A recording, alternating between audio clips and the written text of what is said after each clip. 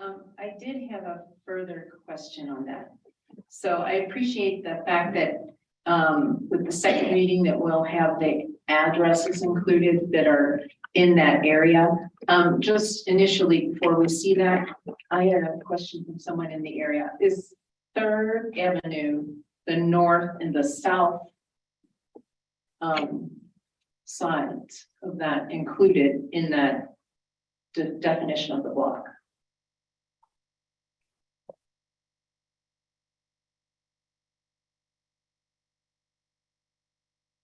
Thank you, Councilmember Lynn, for the question. It does appear from our map that it's just the south side, but we can verify that with the second reading as well. Okay. And then someone asked, I'm just presenting the question. What is the resident was surprised that this was coming forward at this time already. What is the staff's anticipation? Why did the staff bring it forward at this time already? And what is the anticipation of when the impact of extra parking from the development would actually be seen in the neighborhood? Thank you for the opportunity to clarify that, Councilmember Lynn. So at this time, we were bringing this forward with the proposed PUD plan because concerns have been expressed by the neighborhood about whether if there are parking impacts in their neighborhood following development of the Broomfield Town Square, they wanted to make sure that there was a method for them to request a parking permit only process. And so this is allowing that process to be established, trying to ensure that it's in place well ahead of the development actually occurring. So this process tonight, for anyone who's listening in, doesn't start the permit only process. It only allows a path forward if the property owners on particular blocks in the future experience issues and desire to establish a parking permit only. So it is really resident driven. In terms of the timing for the Broomfield Town Square, I think we're really looking at probably the 2026 timeframe for occupancy and when we're going to see the businesses establishing, when we might start seeing if there is any impact on the neighborhood. And obviously, as we're working through the site development plan with the Broomfield Town Square, we're trying to plan for that future and anticipate the parking needs to be established within the development itself. But this, again, allows for, if there is an impact in the future, then there is a method for addressing that unintended consequence for the neighborhood. Okay, thank you. Any other council member questions? Councilmember Marshall. Thank you. Just one question on that actually topic that just triggered when Councilmember Lynn's question. Is this going to allow the property owners of those blocks to request the permit only, or I mean, I guess the question is, do they have to show some sort of cause? Or they have to show that there's an impact or there's too many people parked on the streets, or can they just do it because they want to? Thank you for the question. They can do it, make the request as long as the property owners are supportive. There's a certain threshold for that request. Since this doesn't have, because it's not near a school, we're looking at near a new type of use, we will need to see where the impact is. So they'll need to work with our traffic engineer to establish when the best time to restrict parking will need to be. And some of that we don't know yet. So it might be based on what they're experiencing at that time, but yes, it will be in the future. And we would assume it would be based on experiences that they're having, that then they would go to this step of requesting it. Okay, thank you. Thank you. Anyone else? All right, we'll first address agenda items 7A and 7C through 7F. Is there a motion that the recommendations contained in the staff reports for agenda items 7A and 7C through 7F be approved? Thank you. Councilmember Ward. Can I just say something? That's fine. Is there a second? Councilmember Henkel. Second. Thank you. Is there any discussion? All in favor? Any opposed? That passes unanimously. Next is the Broomfield Urban Renewal Authority's consideration of item 7B. The meeting of the Broomfield Urban Renewal Authority is called to order. I'll ask the clerk to call the roll for the Broomfield Urban Renewal Authority. Anderson. Here. Cohen. Here. Hinkle. Here. Jaworski. Here. Leslie. Here. Lynn. Here. Lindstedt. Here. Marsh Wolfson. Here. Mitchell. Here. Nielsen. Schaff. Here. Ward. Here. Thank you. A quorum is present. Does any member of Borough have questions on agenda item 7B?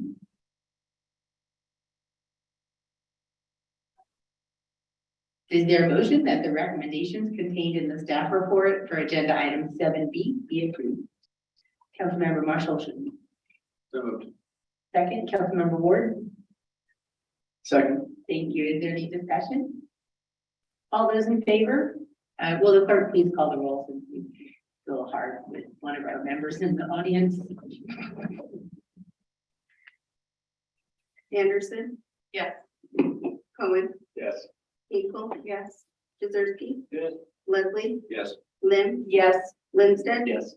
Marsh Wolfson. Yes. Mitchell. Yes. Nielsen. Schaff. Yes. Ward. Yes. That passes unanimously.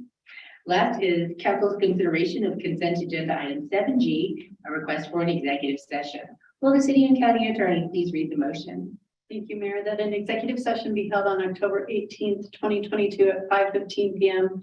prior to the start of the study session for the purpose of receiving legal advice related to the proposed firearm ordinances as permitted by CRS 24-6-4024B. Thank you. Is there a motion? Councilmember Henkel. So moved. Thank you. Is there a second? Councilmember Ward. Second. Thank you. Is there any discussion? As a reminder, requests for executive session require an affirmative vote of 2/3 of the quorum present. All those in favor? Any opposed? That passes unanimously. There is no business before the Board of Social Services or the Board of Health this evening. The first item under council business this evening is a public hearing and council's consideration of proposed resolution number 2022-110, authorizing and approving the Interlochen filing number 19 replat A, Interlochen Innovation Campus, final plat and site development plan. I'll now declare the public hearing open. We'll follow the city's standard public hearing procedures. First, staff will present a summary of the proposal. Next, we'll have the applicant's presentation. Then we'll ask for public comments and final comments from the applicant. And finally, questions from city council members. Council has a copy of the agenda memorandum, which I'll ask our staff to summarize. Thank you, Mayor, and good evening. Anna Bertanzetti will introduce this item and walk us through it. Ms. Bertanzetti. Thank you and good evening, Mayor, Mayor Pro Tem, City Council. This proposal this evening is for a final plat and a site development plan for 17.7 acres. It's generally located on the northwest corner of Interlochen Loop and Interlochen Boulevard. We can have the next slide. The project area is surrounded by other office uses primarily. There is a multifamily residential development located to the east of this project. That residential project is on the Edgeview Drive. Next slide, please. The 2016 Brookfield Comprehensive Plan designates this property as mixed-use commercial. This proposed use is consistent with both the long-range financial plan as well as that comprehensive plan designation. Next slide, please. The site development plan includes 3 office buildings. These are intended to serve life science, research, development, and flex office uses. There is a central pedestrian-oriented common area with terraced seating, as well as an amphitheater-style plaza that leads to an on-site amenity center. A parking structure is also located on the south side of the site. The site is designed to place the buildings and pedestrians on the center of the site with a ring drive and that provides internal circulation for the vehicles. This is a pretty typical design for Interlochen because the Interlochen PUD that establishes the development standards really drive this type of campus with the buildings in the center surrounded by parking. The office buildings are 4 and 5 stories tall, with the parking garage also at about 4 stories. There are 2 vehicular access points, both are onto Interlochen Boulevard. The first aligns with Edgeview Drive, which is a signalized intersection, and the second is unsignalized. Both are full access, or I'm sorry, full movement. There's no vehicular access onto Colorado 128, which is also known as Interlochen Loop. The applicant is meeting the minimum requirements for parking on the site. The requested parking is based on the applicant's intended end users for the site and the anticipated parking demands for this particular development. About 29% of the parking is provided in some type of EV capable space, or different levels of EV capability, I should say, consistent with the recently adopted EV parking ordinance.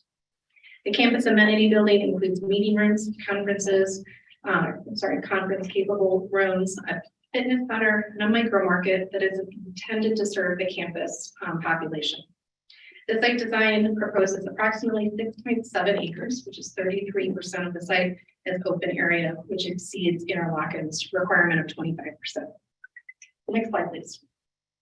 This image depicts the overall campus with the buildings and materials. It's taken looking generally southwest. You can see the amenity building in the center as well as the 3 office buildings. Next slide, please. The applicant is requesting 1 variance from the Interlochen PUD as part of their development proposal. This variance is related to the required setbacks for the proposed parking garage. The Interlochen PUD requires a minimum building setback of 1 foot for every foot of building height. The parking garage has a maximum height of 49 feet, which would have driven a 49-foot setback from the south property line. The proposed garage is 19 feet from the southern property line. The applicant is requesting that variance to allow the encroachment. The southern property line is located about 100 feet from the curb and gutter of Interlochen Loop. And there's a pedestrian trail that runs through this area as well, and that is about 45 feet from the project's southern boundary. Because of all of this, the garage will appear to be set back much more significantly for both the pedestrians and vehicles passing along Interlochen Loop, about 64 feet and 119 feet respectively. The Interlochen Architectural Control Committee has reviewed this proposed site design, including the setback, and has no objections and recommended the project move forward. An online concept review was held earlier this year, and the applicant also held the required neighborhood meeting earlier in 2022. Staff has not identified any key issues with this proposal, and this concludes staff's presentation. Thank you, Ms. Burtonzetti. Next is the applicant presentation. Just as we ask staff to keep their presentations brief, I ask the applicant to be concise in their presentation. Will you please identify yourself for the record and start your presentation? Thanks for having us. Excuse me, my name is Michaela Moore, and I'm with Kinley Moore, civil engineering on the project. Anna gave you all the great tidbits about it, so I'm just going to throw a couple extra pictures and answer any questions you guys have. So the project itself is over at 235 Interlochen Boulevard. It was known as Innovation Campus. They did rebrand it to what we're calling CORE, the Colorado Research Exchange. As Anna said, it's intended to be office use, research, development, things like that, to fit in well with the Interlochen Technology District. Next slide. Today you have myself with Kinley Moore, as well as Scott and Mickey with LPC, the client, and then we also have a representative from our architect in case you guys have some good questions for us. Next slide, please. As Anna said, we're located just off of Interlochen Loop in Interlochen Boulevard. Interlochen Loop is the state highway, State Highway 128. We're also relatively close to the Rocky Mountain Airport and have worked with the FAA on all those required for the building. Next slide, please. I'll spend most of my time here on this slide. As Anna said, it's intended to be a campus-style development. So it's got the 3 buildings that face internally to the pedestrian courtyard with an amenity building designed to serve all of those buildings. It's got a parking garage along the southern property line and access all the way around with parking along the perimeter. The very northern edge is a detention pond. It's existing now and will be revived in phase 2 to support full development. And both access points to the site do already exist. So we're just connecting to existing access points. One is signalized and one will be stop sign control. Go to the next slide. The next slide is a brief grading plan. What you see in green are the larger retaining walls. So the southern side does have a larger retaining wall. We're set down from the property. So the view from the surrounding property, so the view from Interlochen Loop, you don't actually see much of the parking garage itself. And then internal to the site, all those lines in pink are just small retaining walls. They basically accommodate the different finished floor elevations of 3 buildings. It does have a little bit steeper slopes than you see. We have a ton of fall across the site. That's all been approved by the fire department, closer to 6 and 7%. Next part, please. This is just a landscape rendering. As you can see, the main focus of the site is the internal courtyard, terraced seating, for outside work, office use, things like that, and then the required further landscaping. And then click through the next 3 slides relatively quick. These are just our architectural elevations. If you have any questions on those, go on to the next one. The buildings are called A, B, and C. That's what differentiated them. The project is designed to be phased. So phase 1 will be building A and B. And then phase 2 will be building C. And then the parking garage will be built piece in phase 1 and then added on to as part of phase 2. And then the next 2 slides are your amenity building elevations. This is a little bit different than maybe the rendering that was in the report, just the roof of the amenity building has changed. And then the parking garage elevation. Next slide. Yep, so some views there. The next slide is our material board. Again, it's a cohesive campus, so it's all intended to work together. And then next slide. And then the next slide is the phasing plan, which I alluded to. Basically, what you're seeing in dark gray is dark gray is phase 2. So building C is that northernmost building, which will be designed as phase 2. The detention pond doesn't need to be improved till phase 2, and the parking garage will be added on too. As part of phase 1, there will be full access around for fire, as well as full public utilities installed with phase 1. And then the next 2 slides, the next 3 slides are just renderings. So the first one is that same view of the campus. You can see the slightly different roof, the same alignment of the building. This is looking from the side where the residential development is. And then the next slide is a view from the inside. So you can see the terrace seating, see the bi-level amenity building, and it's looking over there at building A on the south side. The next slide is renderings of the parking garage. So intended to provide adequate parking. There's electric vehicle parking both on the surface and inside of the parking garage, as well as bicycle parking that's both covered and uncovered. The next slide is a cross section, so you can see how much lower we are than State Highway 128. There is a berm, and then we've built ourselves into that wall. The parking garage will have a wall basically exactly adjacent to it. And then the next 2 slides were renderings that we put together as part of public comment, asking what does the view from the apartments look like now versus what it will look like with the development in there. So that was one of our main public comments back in the neighborhood meetings and the concept comments. These are the renderings we provided. And that's all that I have. Happy to answer any questions you have. Thank you so much. We'll go to public comment next. Is there anyone who'd like to comment on this agenda item in person? Please come to the podium. Don't see anyone online either. So we'll move to council member questions. Members should limit themselves to questions during this portion. The time to introduce amendments and state positions for or against was last week. Sorry, just kidding. Are there any? Are there any questions to the council member? Oh, council member Ward. I guess I'll start off first. First, I want to say thank you for being so inclusive with the EV charging. But my first question is going to be in regards to future, I guess, sustainability efforts. Do you have the ability to implement solar panels or other forms of sustainability energy? I was going to say, so our EV charging specifically itself aligns with what's required to be installed, what's capable, and what's future. So we're just a couple spaces over that requirement. As far as actual solar or any of those other sustainability, have you guys? Scott, with Lincoln Property Company. Hi, Scott Caldwell, Lincoln Property Company. Thank you for having us. What I will say is we are entertaining or exploring feasibility for solar installations on site for site lighting in some of the surface areas as well as far as those EV charging stations as well. So we are exploring those concepts. I think there is a possibility in the future. What I will tell you is that we made a significant effort towards ESG and a health and wellness focus on the site. Really encompassing a lot of outdoor space, patios, wellness areas for the occupants of the campus. We are pursuing Fitwell certification for the site as well as possibly a LEED certification.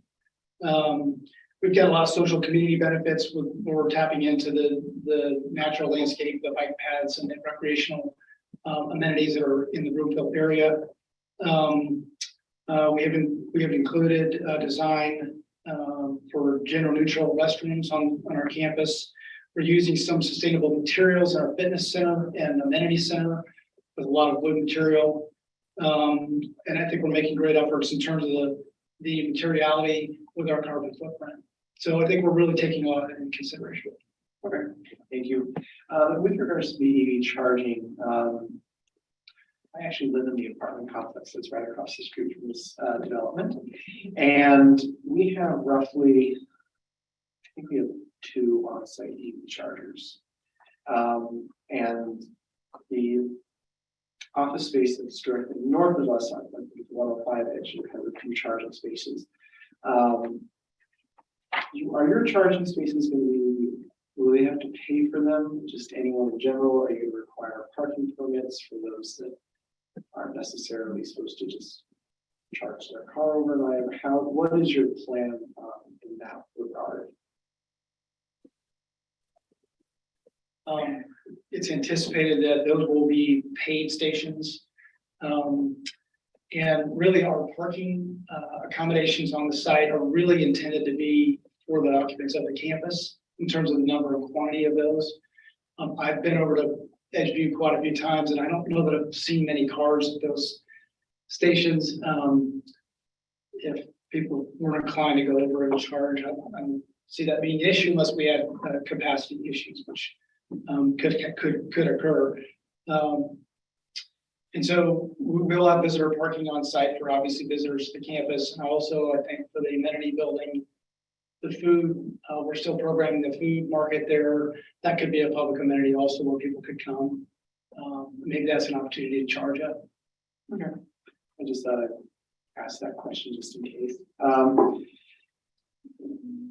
The only comment I'm going to really make is I am disappointed in the amount of parking that is going to be surrounding this development.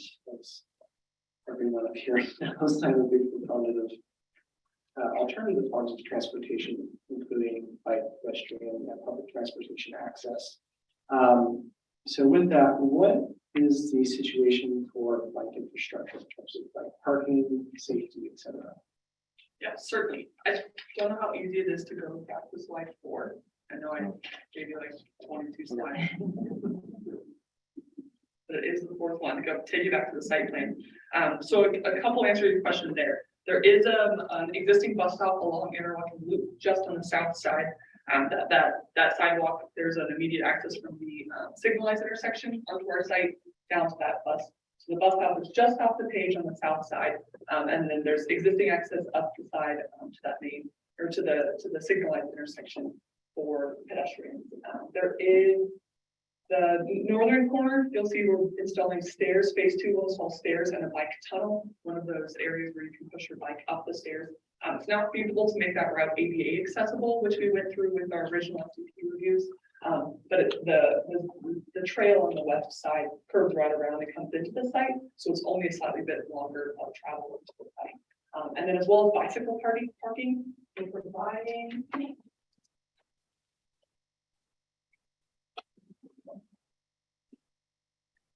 We're providing bicycle parking both in the garage, so enclosed parking. There is bicycle parking external to each of the buildings at all main entrances, and there is a bicycle room inside of the amenity building that includes maintenance in the area, so an area to repair your bike as well as store and hang your bike internal to the amenity area, adjacent to the fitness and locker room and things like that. So I know we have more than required bicycle parking, both covered, uncovered, maintenance areas. And then pedestrian connectivity is one thing we worked through with Mark super in detail. So I know at one point we had a pedestrian plan with pink lines everywhere. So our goal was to make it fully accessible all throughout the site, to the west, to the north, to the south, and then also to the east, where all those existing paths already are.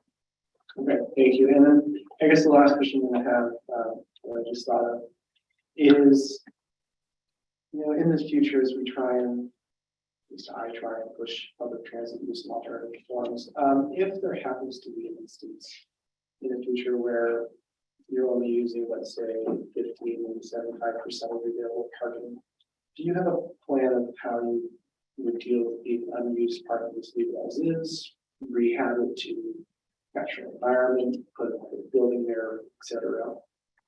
Yeah, I'm not sure it's something we've considered yet. I know we're basically right in line with Broomfield's current parking requirements, so I understand you guys are always looking at those. I'm trying to avoid those seasonal parking.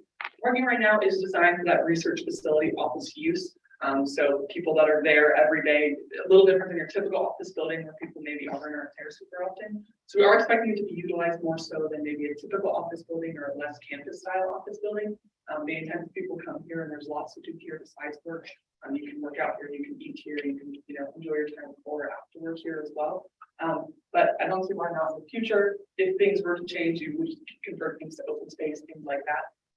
Not necessarily have a plan per se at this time. Okay, thank you. That's it. Thank you. Councilmember Shah. Thank you, Mayor. I'll try to keep this short. So thank you for bringing this project to Broomfield. It's a good looking project, and I appreciate the investment that you all are making here in Broomfield. The perception is that the buildings in Interlochen are empty. No one works in office spaces in Interlochen any longer. Is there any truth to that? And do you anticipate this office and this development being fully utilized? Certainly. I'll let Scott go after I take the first stab at it, but because of the nature of this facility being a research development, being a life science facility, and because of the Broomfield Boulder, Northwest corridor becoming a booming area for science and technology, we expect that it's a building that people wanted and have already passed up on the area because this type of building didn't exist. So it's set up to have the required lab spaces, which have way different requirements in a standard office building, things like that.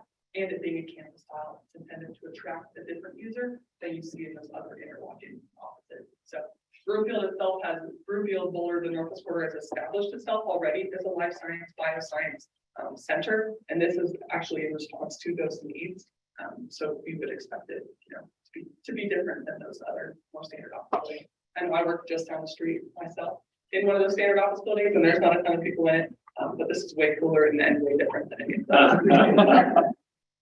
I think that was well said. Not much more to add than that, other than I would say that really, not just locally, but nationally, there's a lot of demand for this type of space. And Broomfield has an opportunity, and this whole Northwest Corridor has an opportunity to really expand the sector attract companies from across the coast. Cambridge market, San Diego market, San Francisco. A lot of these companies are looking for places to expand, and they view this as a community where they can attract and have that labor pool that can support these types of uses. They're really looking for facilities. We're in the office business, and I will acknowledge there a lot of office space is partially occupied today. Again, this is a totally different niche and really in high demand.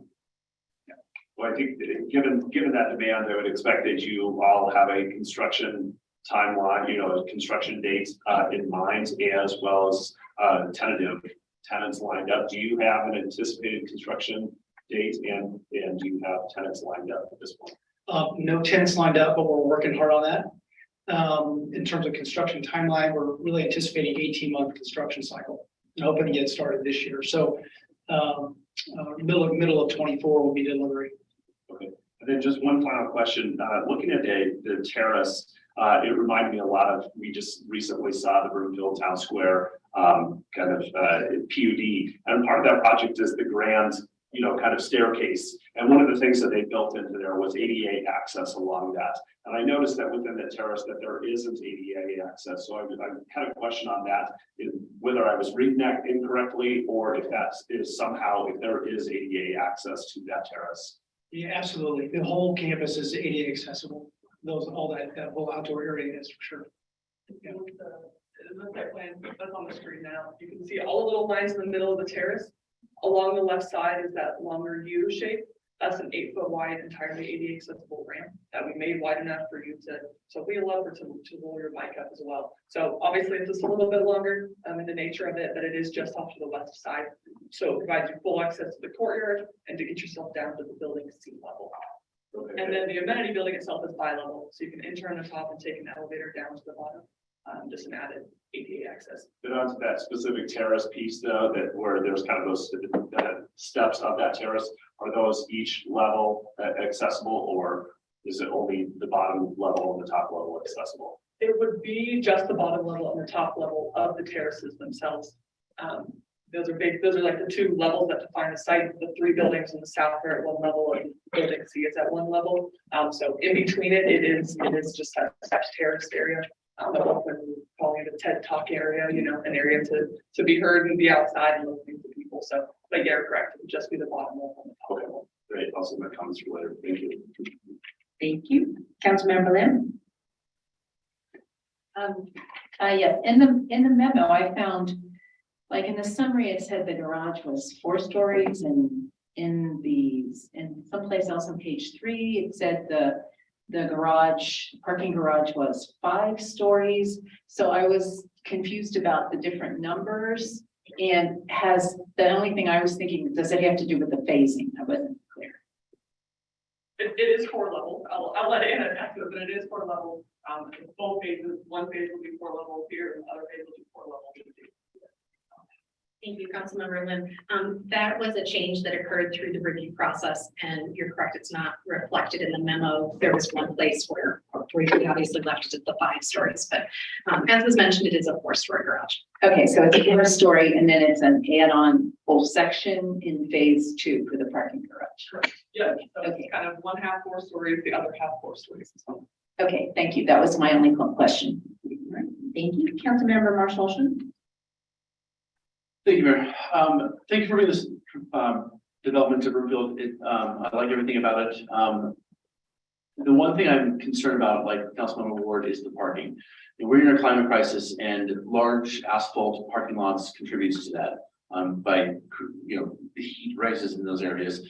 My question is, if you have 800 spaces in the parking garage and another 500 on the surface level lots, why not just do a second garage to encompass all the parking that's needed for the facility, and then turn the rest of the space into green space, or maybe another building, or however you want to do that? Why not do all the parking in one garage or 2 garages? I think the first part of the site, as I mentioned before, is the grading changes across the site. Is one of the toughest accommodations of the site. We've already put ourselves into about 20-foot retaining wall on the south side. So we did entertain a parking garage on the north side as well, which would, like you said, diminish the parking lot. But from a drainage perspective and from a retaining perspective, it wasn't quite feasible. The site itself drains very nicely from the south to the north. So the way it's kind of laid out and the way our entrances already exist, a single parking garage, which obviously we did make a little bit larger, made the most sense. Aside from that, parking lots are a little bit cheaper than parking garages. But also trying to stay close, very close to the Broomfield requirements. We don't have hundreds and hundreds of spaces above what you guys already require. So, not less than, but not tons more than.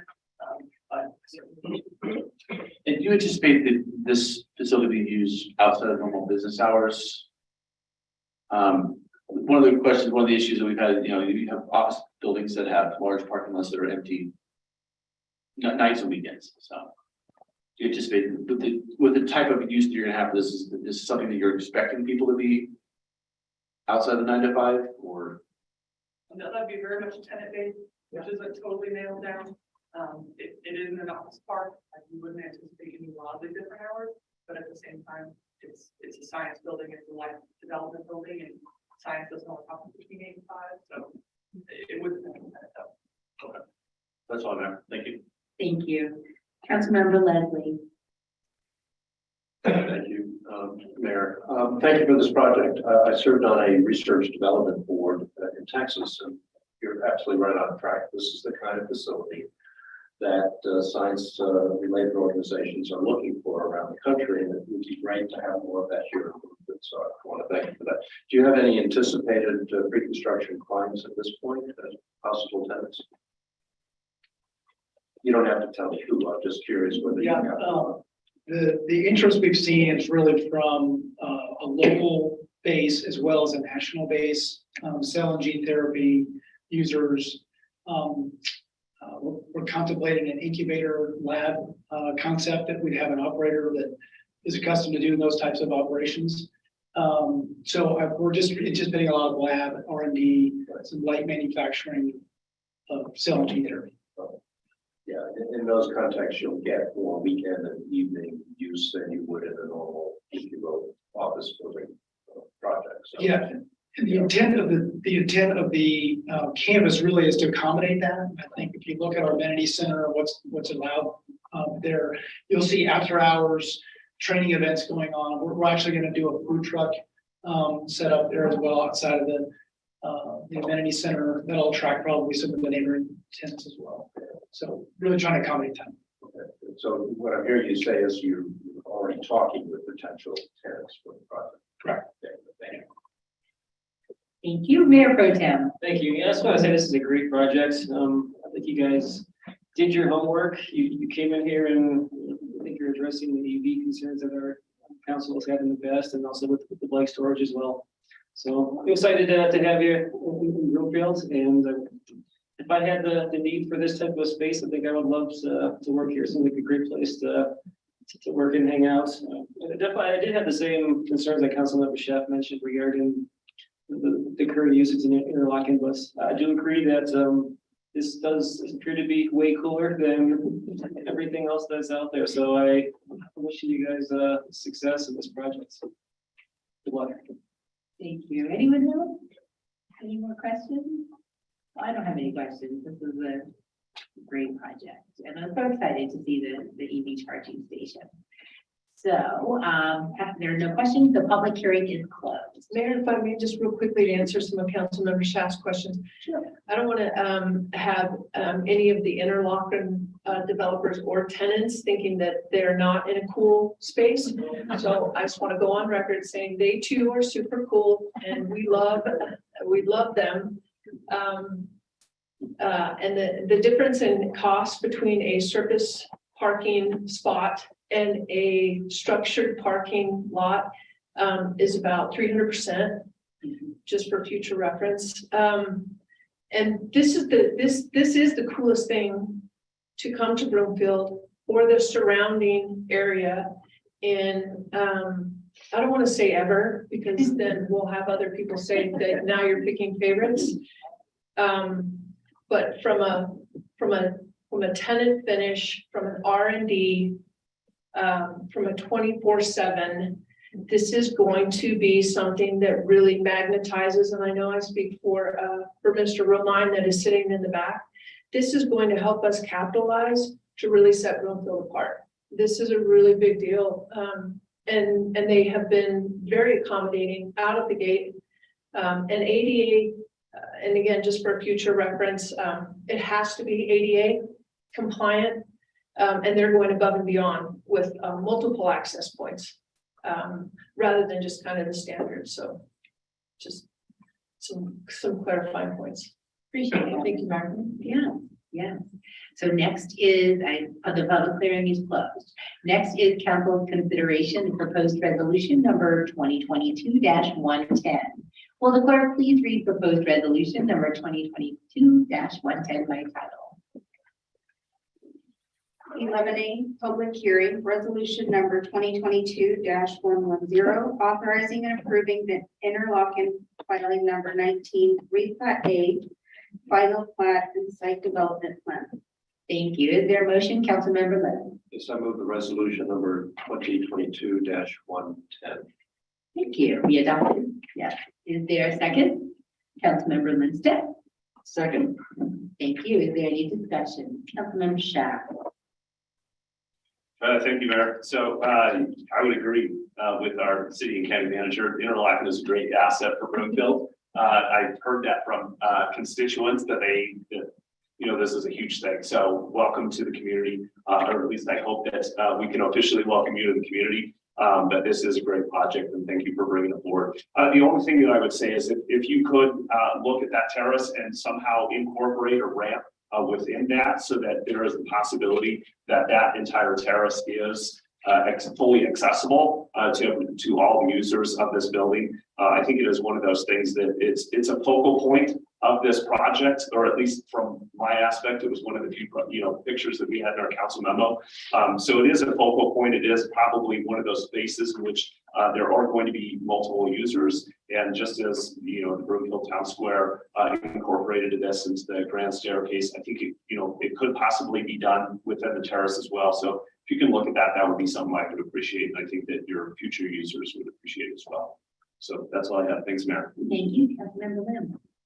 Yes, I didn't realize how cool this was when I saw it and what a special development this will be for Brimfield. And when I made my online comments 7 months ago, I guess that was a long time ago, I recall that I did say, wouldn't it be cool, since this is that time it was an innovation campus, if we could incorporate solar. So I will reiterate, Councilmember Ward's comment that in your response that you're considering that this is a forward-looking, scientific development in Brimfield, and certainly any kind of technological advancement that's obvious from the outside would be a welcome addition to the building. Thank you. Thank you. Any other Councilmember Lindsay? Thank you, Mayor. Yeah, I'll just be real brief. Thank you for bringing this to Brimfield. We are very excited to have this project here. It's one of the more interesting projects I've seen on the dais in the last 3 years. So I appreciate you bringing it forward. And I'm incredibly excited to welcome you to Ward 2. So thanks so much. Thank you. Councilmember Henkel. Thank you, Mayor. Yeah, I reiterate what everyone else said, but in addition to that, I was a high school biology teacher. And one of the biggest things that we had to do was go out in the community. I charged my kids with saying, hey, go out in your community. We can't do a lot of doctor's offices anymore with HIPAA laws. So if you do have some research that you want to share and you have tenants that really want to share that with our local communities, our local schools, I really would like to put that on the priority list because here in Brimfield, we're known for partnering together. We don't just work in silos. That's how our staff works. It's how our community works. And I really want to emphasize that we welcome that. We welcome field trips. And so I would like to even have some of this plan even reflect that it has more, sort of child-friendly areas as well. I noticed there's a lot of like adult-friendly areas, but anything that would really instigate a lot of, child-friendly areas as well. Thank you. Thank you. Any other discussion? All right, seeing none, we'll move forward to the vote on resolution number 2022-110. Says all in favor. This script is a little weird, so I need a motion. Oh, no, we had a motion. Okay, so I confused myself, pardon me. All in favor? Any opposed? That passes unanimously. Thank you so much and welcome to Broomfield.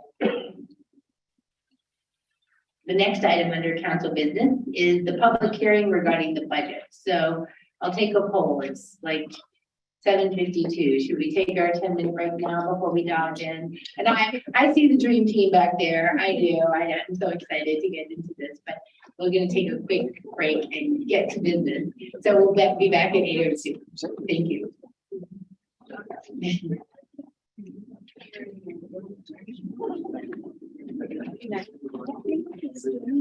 It's coming through. I drove up. It was windy, but it was. Not.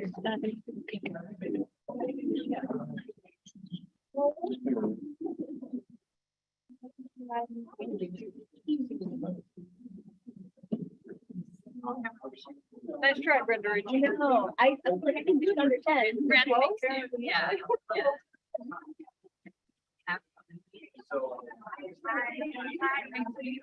Wonderful.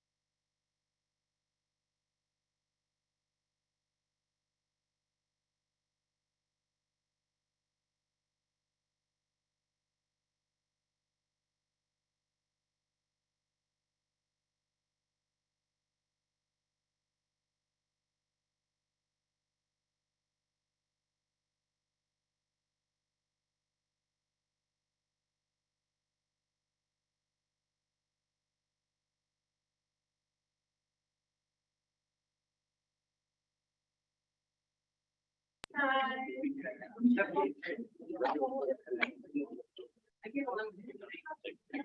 right. Welcome back. The next item under council business this evening is the public hearing regarding the 2023 proposed budget.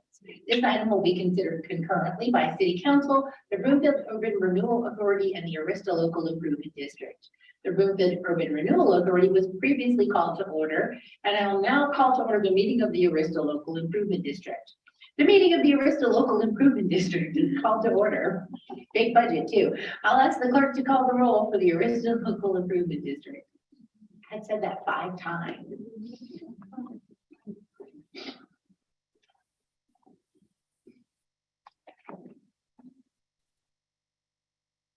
B, 15A, 16A, public hearing. Sorry. That's okay. Anderson, Here. Cohen. Here. Hinkle. Here. Jizersky. Leslie. Here. Lim. Here. Lindstedt. Here. Marshall. Here. Shaft. Here. Ward. Here. Is Mitchell there? Here? No?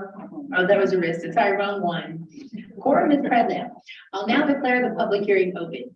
The public hearing for the budgets will be as follows. First, staff will present a summary of the budgets. Then we'll ask for public comments and finally questions from City Council. Council has a copy of the agenda memorandum, which I'll ask our staff to summarize. Thank you, Mayor, and Brenda Ritchie, our CFO, Chief Finance Officer, and a whole host of other things. We'll bring this process home. Ms. Ritchie. Manager Hoffman, good evening, Circle, Mayor Pro Tem, and members of the district, as well as the authority. This evening, we will be discussing all 3 budgets related to the Arista Local Improvement District. I realize that is correct on the slide there. The Broomfield Urban Renewal Authority, as well as the City and County of Broomfield. So staff earlier in September made copies available of all 3 budgets to council as well as the public, and had the opportunity through our Broomfield Voice, as well as the finance page and other opportunities to comment throughout the year as we've had discussions with our most recent study session on August 30th. This evening, I'll quickly go through those budgets and kind of highlight the key points. Next slide, please. And we'll start with the Arista Local Improvement District. Here, as Mayor pointed out, very big dollars here on the $30,000, both on the expenditure and revenue. And what that is the entity of the ALID is really established to facilitate all of the transportation and the parking facilities that are associated within Arista. Therefore, the monies that come in are required to be used for those sole purposes. So staff is projecting $30,000 in anticipated revenues, and then those expenditures on the other side will help to support that, either through the development of support of the debt service on the bonds sold for that used to construct the present structure. Next slide, please. Moving on to the Broomfield Urban Renewal Authority. Here we have listed out all of our various URAs within Broomfield. And as you can see, we've got $50,000 in anticipated revenue, and our expenditures are much lower in terms of 50 million in revenues and 37 million in expenses. And the borough finances various improvement projects within its boundaries and are funded through that incremental tax revenues such as sales, use, and property tax. Projected there, we see a 20% increase in revenues since 2022, and then we actually see a decrease in our expenditures by 5%. And one of the drivers behind that is, again, our amended West 150 Gateway, which has been a key driver in development in the areas of all of our URAs. Next slide, please. And so our last budget that we're highlighting here this evening is the proposed balanced budget of the city and county's operating and capital budgets. The increases reflected in 2023 are really resulting from not so much the residual of the pandemic, but economic factors that we're seeing and that we've discussed previously of the cost of inflation of goods and services, but also the impacts related to what's happening nationally. So in terms of insurance, not just in healthcare, But with the recent hurricanes, with the recent cyber attacks, we're seeing such a large increase in those insurance premiums and the requirements to cover that somewhere upwards of 30%. Along the same lines, our capital projects are increasing significantly related to that, along those same parallel lines. So we're seeing those costs rising, and those forcing pressures have a domino effect on what is our budget and our anticipated expense. But as you'll see in 2023, what we've done is worked really hard to not utilize any fund balance, but allow for what revenues we anticipate coming in and for the expenditures going out. What we will do is continue to watch and forecast those projections related to sales tax specifically, and that's in regards to how December will play into those revenues in terms of the January collections, because again, we collect our sales tax 1 year in arrears, but 1 month in arrears, excuse me. And so therefore, it's important that we stay kind of agile and fluid, and that's what the budget process allows us to do. So moving on to our next slide. This is just a overall kind of snapshot of what our revenue budget is for 2023. And here is just a breakdown of where those funds are coming from, those revenue sources. Again, a majority of our revenue comes from charges for services, which again is related to those fees, those user charges for the enterprise funds. Is up roughly 173 million. Our second largest contributor to our revenues is the fiduciary funds of 172 million. And keep in mind that the fiduciary funds are revenues that we collect on behalf of other entities and pass through. So we'll see that same expenditure going out as it's coming in. So really it's considered a pass through. And a majority of the other revenue that comes in comes from sales, use, property tax, and other taxes. The other taxes will be things of specific ownership tax, building and use taxes. And then down below and on the bottom there, the other aspects of revenue. Next slide, please. So here again is a breakout just of our expenditure budget, I covered what those influences are related to impacts of the budget for 2023, and this is just to highlight the overall picture. Whereas on the next slide, please, is a breakdown of actually what those over time, where we're seeing our largest expenditures. And you'll notice in 2022 revised, you might be wondering why that large increase and then a decrease in 2023 proposed. What is covered here is you'll notice the capital aspect. And that, if you recall, in the first amendment, we always roll forward any unspent capital and grant dollars related to projects, because very similarly, we don't have projects that start and end within a fiscal year, which is January through December. So we need to anticipate and account for that. So we roll forward those capital dollars. And so we anticipate, again, keeping our operations roughly the same in 2023. We made adjustments to account for those increased inflationary costs. But what we're seeing is mainly on that capital side of the house in terms of those increased expenditures. So that's where we're seeing a majority of our capital expenses increase. Next slide, please. And then, of course, our biggest asset and resource is our staff. And so one of the changes that we made beginning with 22 was that shift in compensation philosophy, and that lends itself in 2023 to continue to be leaders in the market in terms of that recruitment and retention. So here we see that those increases and in terms of the salary, and then also making sure that we are budgeting for the market and merit adjustments as we anticipate that in the coming year. There may be a question in terms of why 2021 original did not have any budgeted market and merit. If you recall, we were waiting and wanting to be this conservative in terms of as coming out of the pandemic and seeing where that led to. In the first amendment, we did add dollars, but in order to do a comparison of the original budgets is the reason for $0 in that 2021 year. Next slide, please. And we'll wrap up with our capital expenses. And as you can see, our largest anticipated expense for 2023 is related to water. And I know that we have a great presentation coming forward next Tuesday to kind of highlight the need, not just from a capital perspective, but holistically operational, and what the dollars required to support the infrastructure, the operations related to potable and reuse waters. So that's where we see the largest increase. And again, water, sewer, and water reclamation are all enterprise funds, so they are separate from our sales and use tax. However, this chart really identifies the various categories in which we anticipate to spend. There was a question that came up about what vehicle and other equipment is related to, and that is an annual review of anything over $5,000 that's related to either fleet or office equipment or anything of that nature that's required in either new or replacement is considered in that vehicle and other equipment category. So with that, final slide, please, Nate.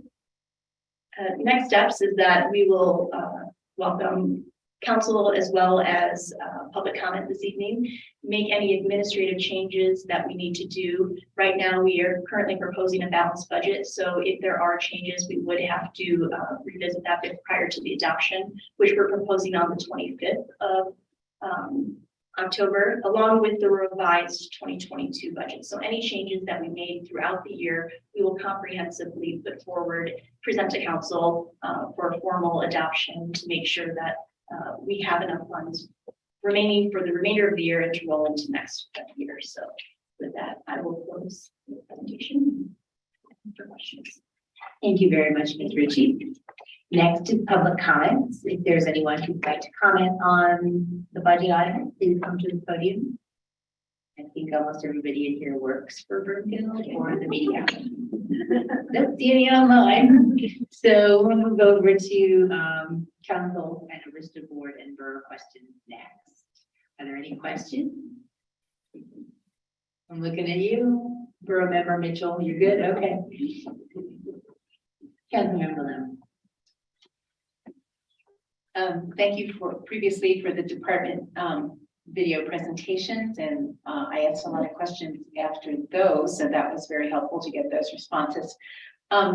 There were not many resident comments that were submitted that I saw, but I did want staff to make a comment to make sure this was clear to the residents who wrote in. There were 2 residents who submitted comments that they were opposed to spending money to expand the library. And I just wanted staff to clarify, there's nothing in the 2023 budget about expanding the library. There is a Councilmember Lim, and again, it's we continue to have these conversations from the dais and from this dais as well, kind of separating the fact versus myth versus a person's filter, that you can have this budget information. And if you look at any one of these slides in and of themselves, or if you listen to a council meeting and you only have a snippet of it, the conversation that we have been having with council and staff 3 times now, we'll have additional conversations as we move into 2023 when we discuss possible bond issuances that will go to the vote of the people for priorities from the community perspective. 2 of those, one, public safety, police and courts, we've talked about a few different times, and the expansion to the library, we've also talked about. We have I think there were 6 items that throughout the year we discussed, and we've either checked that box. And I think from a council perspective and from a staff perspective, we really have narrowed it down to 2023 questions to be going to the vote of the people. We have a cadence that we'll talk to council about when we have the study session about what that looks like for 2023, but for the library and for the police and courts building. Great, thank you. I thought that would be helpful since these residents wrote in and seemed to be confused. Thank you. I did have a question for staff in the memo. It said, it referred to what we have talked about with the new development coming forward, that we need to prioritize the commercial opportunities over the residential. And then it had a statement, in contrast, our residential opportunities are still led by single family detached housing.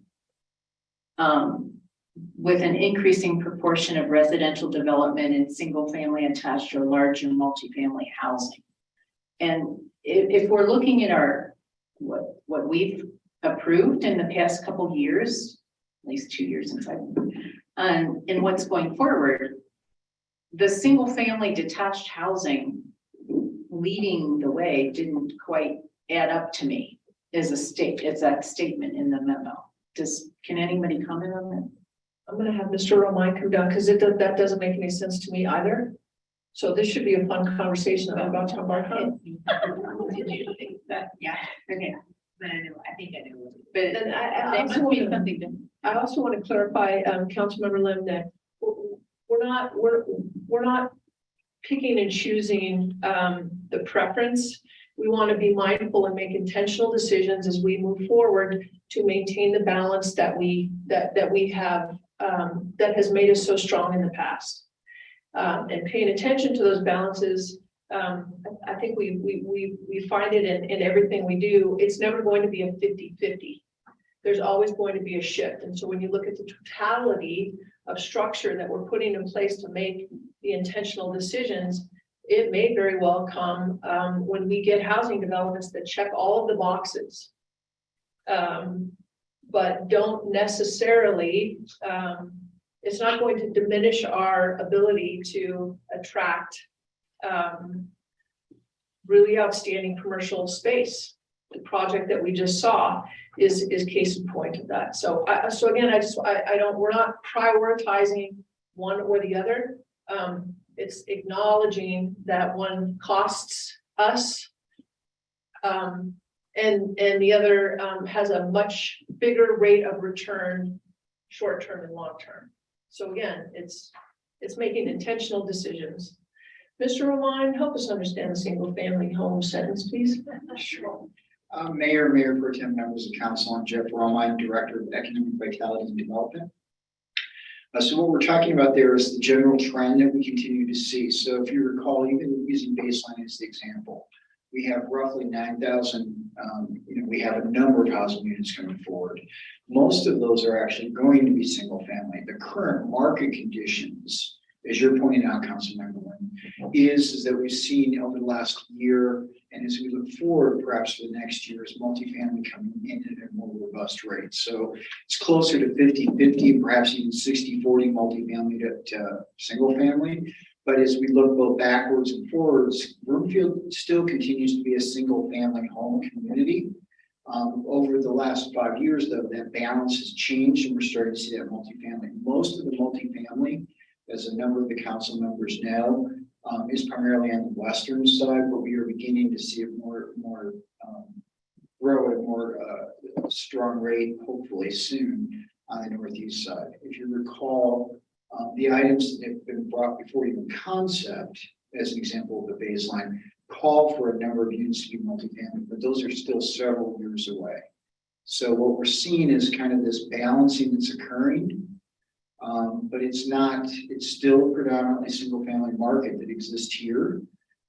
Now, that said, I'm just going to reference back to something that my colleague Brenda Ritchie talked about, and that is the markets are completely in flux.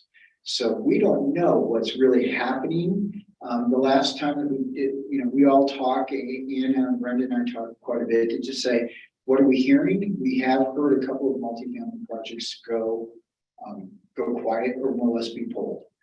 So we are starting to see some changes in the market, but not enough that we can necessarily make we would suggest there's a change to the budget yet. But we continue to watch it, both as Brenda pointed out, the holiday sales, but equally what's happening on the development side. Is that? Yeah. Thank you. Thank you. Okay, any other council member questions? Councilmember Leslie. Yeah, it's not a question. I just want to compliment the team. I think this is a really excellent document. It's very transparent, very clear. You lay out each department's functions, their mission, their accomplishments from last year, the goals for this coming year, the budget, the personnel. I mean, it really is a very thorough document. I just wanted to compliment the team for it. We are very grateful for that.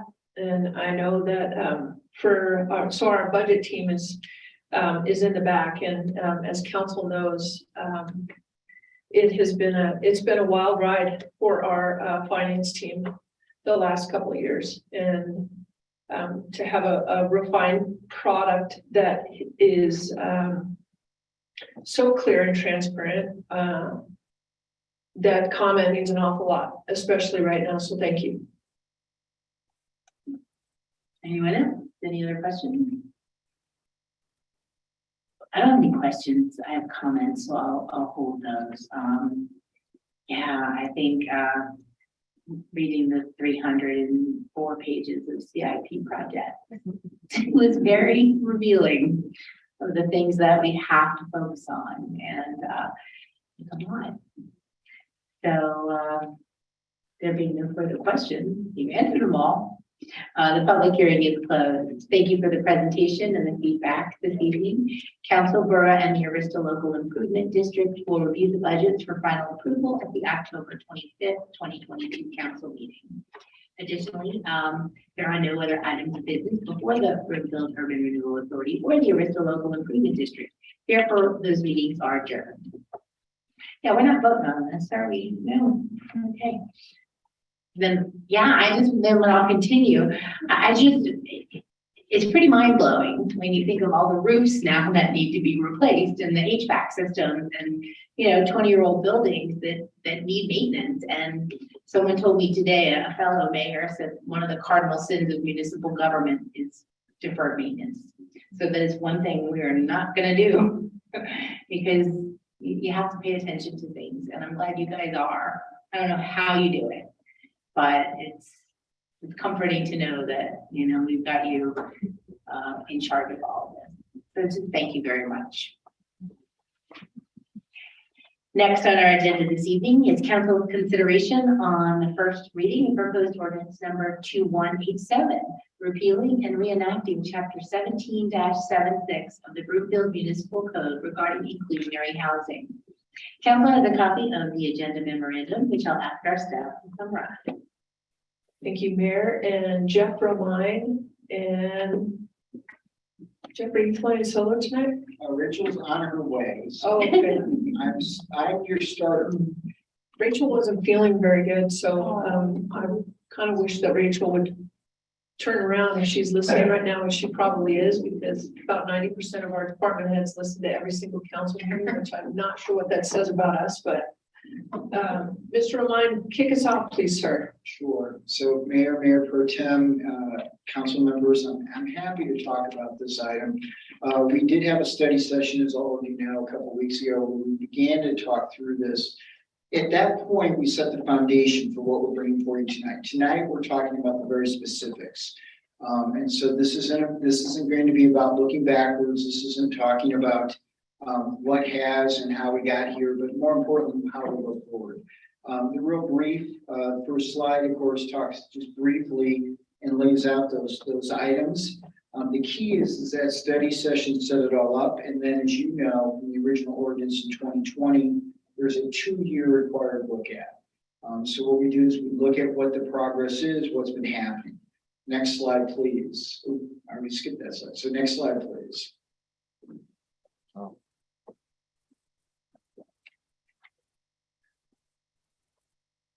There we go. So the current ordinance, just to give everybody the numbers, so you plant them in your head, and that you have before you. So our inclusionary housing fee, this is the cash in lieu fee that's required for rental, ranges anywhere from $25,000 to $37,250 for a 3-bedroom. For the for sale, this is the really confusing one.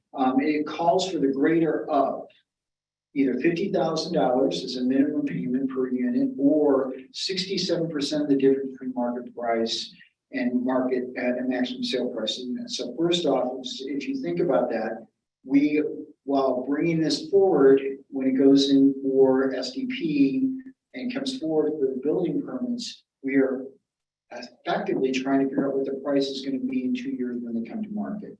And then we're trying to figure out what that difference is between what the rate is that we expect the affordability to be compared to what that is. So right now, we'd say that it's roughly $400,000 for what an affordable home is, And right now, as you know, most of the market is right around 575 or more. And so that's what we're talking about, that 67%. So first place is it's a little bit unworkable from the standpoint of transparency.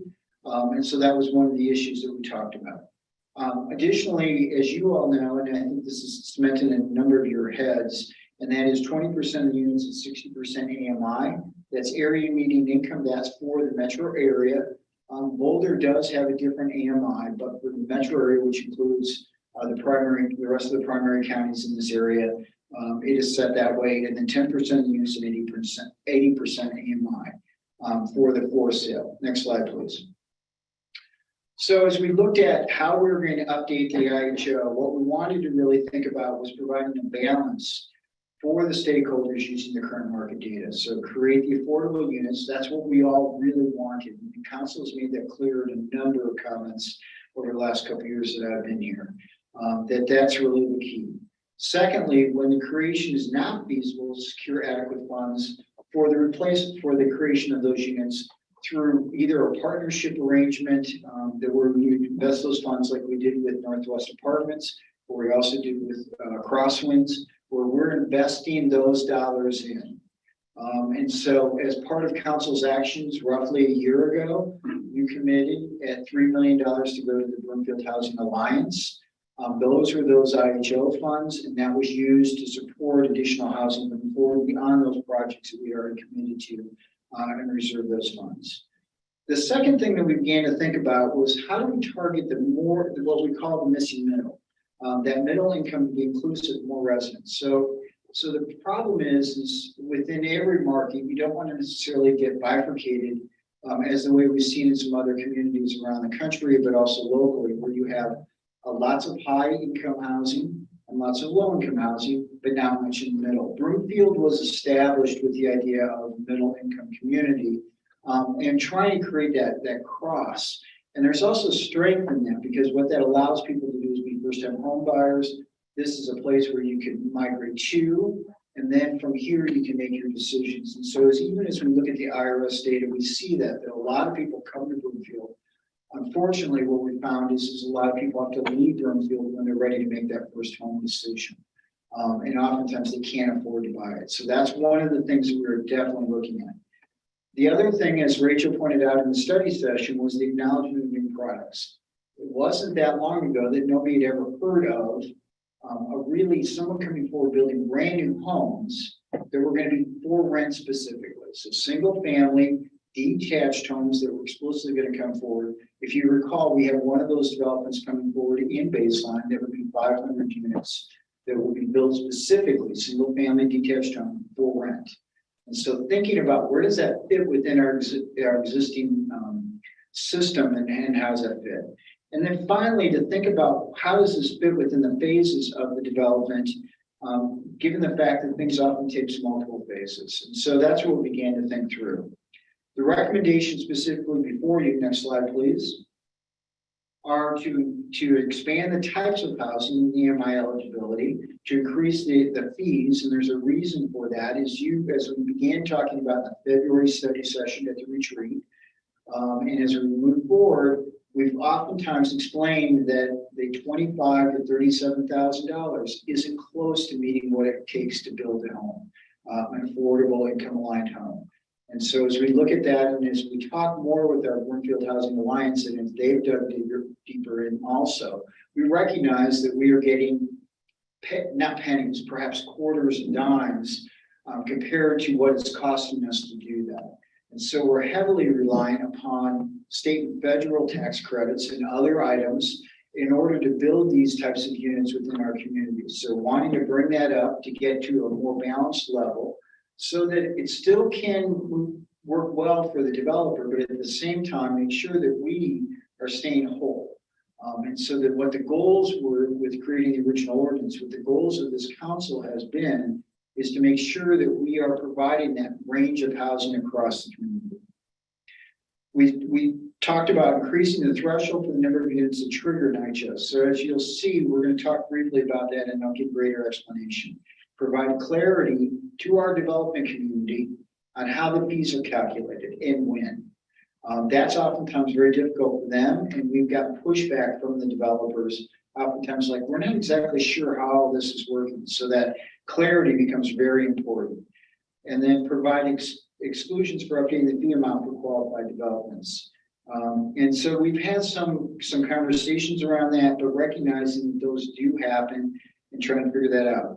Set dates for the implementation of the ordinance and periodic review. So the thing is we talked about at the study session, this is a big shock. This is a big change. It's anticipated. We have been communicating as staff for well over 6 months that this is coming, and the council is required as part of the original ordinance to look at this. And we have suggested, don't count on the fee levels that they are. And then finally continue and look for possible alternatives to meet. So next slide, please. And here's the key.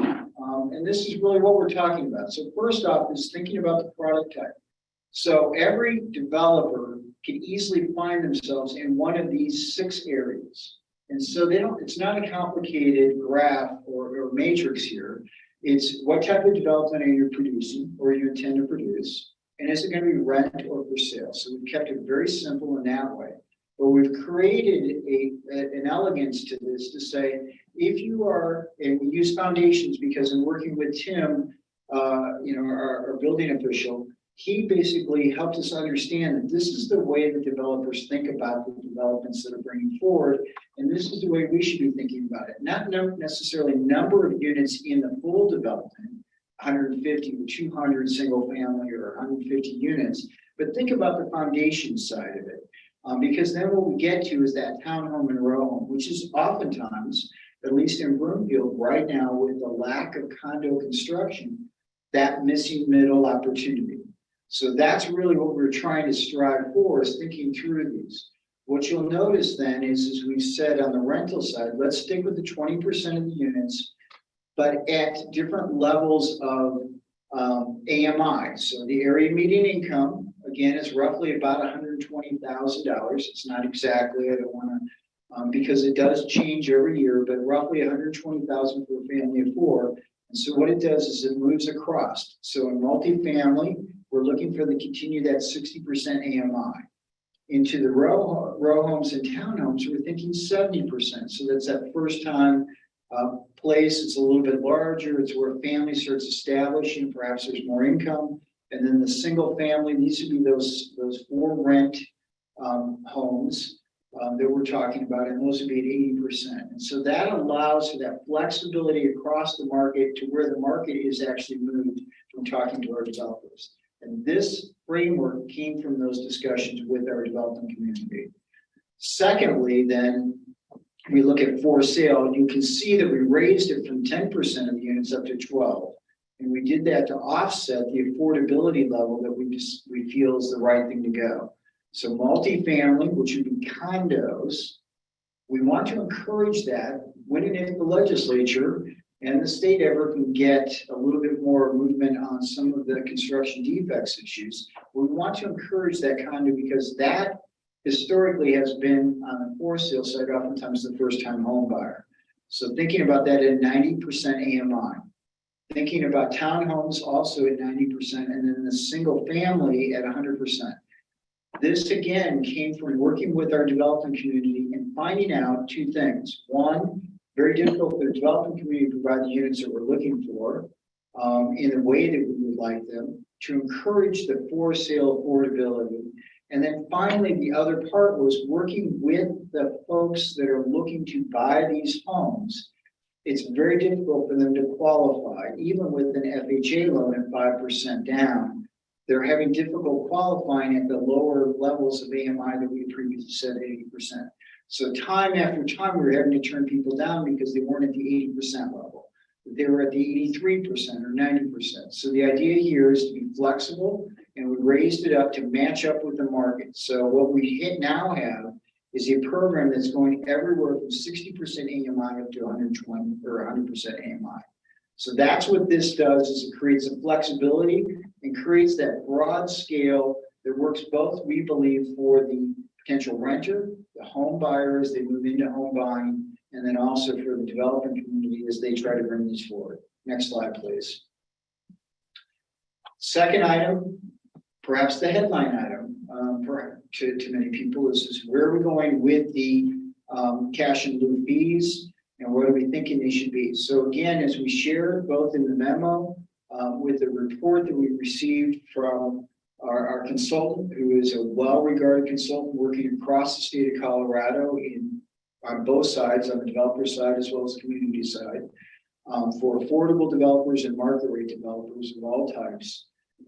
They suggested that we use affordability gap method. The reason for that, compared to the other method that was talked about in the report, was this is more transparent. This is something that the potential resident be able to easily see and be able to find out what that amount is. So rather than a calculation that all has to be done, which we can clearly put on a website, you go to CHFA, the Colorado Housing Finance Authority, or you go to HUD, and you can see those specific amounts. You can calculate this and see where you fit. And so what this amounts to is the 100% fee would be at $213,269. That's what it would take to replace that unit if we were to do it wholly ourselves. The for sale would be $331,000. We have recommended as staff, we are recommending to council as staff that we do that at 50%. So we think that that's where it should be. And we think that can achieve it, given the fact that we can get other subsidies such as tax credits and other things. So we believe that we'll be able to move forward. We also think that, as was asked and talked a little in the study session, was, are we trying to hit a balance? And the answer is yes, as we expressed during the study session. We are trying. No one knows the perfect math on this. In working with Molly, she doesn't know the perfect math. We don't know, but we're thinking that this might create more of a 50-50 balance between cash and lieu and units. Again, just as a reference, we're right now at about 88% cash and lieu and about 12% units. So what we're trying to do is not turn that the opposite direction. We are trying to do it so it kind of matches out. So that's where we are suggesting we go with the fee. Next slide, please. The next item that obviously has come up is a number of our developers, even though we have been suggesting and telling them that this is likely going to change in the next 6 months to a year, as we've been talking to folks, we did recognize that this will be something of a change. And so what we're talking about is a phase in of the fees over a 3-year period. And so what you will see is in the first 2 years in each category is bringing it up 1/3 to create that gap. So if it was $100,000, you're raising it $33,000. So these are all calculated to be specifically rising from where we were to where we're trying to get to. What you will notice on the 2025 numbers in both cases is there is something that says plus CPIU. And the reality is what we're trying to do is also recognize that things will continue to change. And so rather than putting that in each year, we thought that this would give some assurance to the development community of what their prices are going to be. They will see what's happening with the CPIU. And I suspect I'm not alone with economists around the country, do not believe that we will see a CPIU at 8% 3 years from now. But who knows? Greater minds have suggested we should never guess at certain things, but if the Federal Reserve Bank and the FMOC can get the numbers back into the 2.5% to 3% range, then it's something that will come back in, but that comes in that last year. So we will not be $106,635, nor $165,669. It'll be something above that based upon the 3 years of CPI. So that's where we'll rebalance. We'll make sure that we're going there, and that's how that will work. And we'll provide that information as early as we can, because it is a look back, as you can imagine. Next slide, please. So for rental development, we are increasing the thresholds. We're changing it from the number of units that trigger the RHO from 3 to 5, and that's because generally speaking, when we're seeing rental, we're seeing them come in at obviously higher rates. That also relieves some relief, but generally speaking, that's where they've all been, is really much more than the 5. But we thought it was important to raise it there. The for sale, we're keeping it the same at 25 units. So therefore, you can imagine the scale. So a small developer, somebody's doing something on on 3 acres with, 8 units to an acre, they're gonna sit right below that 25. But that's what we're really talking about. So those kinds of infill developments, they won't necessarily have this requirement on them as they haven't had in the past. But once you get above that, it does come in. Next slide, please. One of the things that you have noticed in the memos in both the concept reviews is you've noticed one of the things that we talk about affordable housing in the memos lately has been fees are due at time of permitting. That's always been the case, but we have indicated sometimes a year or 2 years in advance what their cash in lieu fee might be if they choose cash in lieu. We have stopped doing that. We have told the developers that it's calculated at the time of permitting because that's actually what the ordinance calls for. However, when you approve certain things in an SDP and it had an amount in there, that's what you agreed to, and that becomes a contractual agreement. So what we've done is walked back to all cash in lieu fees, if that's what a developer is choosing to do, will be calculated roughly 60 days before permit is issued. So that's getting everything aligned, as you can tell. And then it will sit there. If you don't build within 364 days, then you might have to pay the next round on the higher rate, and you'll be prorated. Obviously, you'll have made the first payment, but this also assures that we're getting the timeliness and we're getting the money that is expected, because unfortunately, if it's a year later, it's going to cost us more too if we have to develop those units. And so whether it be through City and County of Broomfield, whether it be through our friends at Broomfield Housing Alliance, or be through any other mechanism that we may choose to do to create these units, we will likely have to see that increase. And so that's the reason for that. Next slide, please. Exclusions for updating it. So this is the way that, there's a couple of projects that have moved forward through a concept review. And quite frankly, they have done an awful lot of due diligence. In some cases, they've spent hundreds of thousands of dollars following through on some of the things that council had suggested they do. And so the feeling of fairness and equity it falls into place here. And so what we are proposing to City Council as part of this ordinance change is that anybody who's been through concept review before January 1st, 2023, okay, obtain the building permits no later than June 2023. So that means it's not a hypothetical project. It is really moving forward and is coming forward. And they pull their permits on June 30th. They must begin construction within 12 months. So what we're doing is saying, if you've really got a project and you've really been moving forward and you've done everything but get to those final steps, SDP, and the final steps of building permits, and there's maybe 2 or 3 of these projects in the entire community from our estimations and from thinking about it, maybe there's 4 at most. But it depends on if they can achieve all those, then they will fall within the old cash in lieu fee if that's what they're choosing. Once again, our goal, even with those, and you've heard us say this in the memos, as well as some of you have met with some of the developers, we have said our first preference is building units. And here's the reason why. The developer controls the cost. The developer can control how they're going to design things. So if anybody can really figure things out and save a few dollars here or there on things, it's the developer. Once it comes to us, we are somewhat, frozen in that sense. Number 7 of the changes, ordinance implementation, we are suggesting January 1st, 2023. Part of this is because it gives enough time for people to be aware of it. And the second is it gives the 30-day publication period and things like that. So in working with the city attorney's office, the recommendation is we should set it up that the last approval of this is happening in I believe it's late October.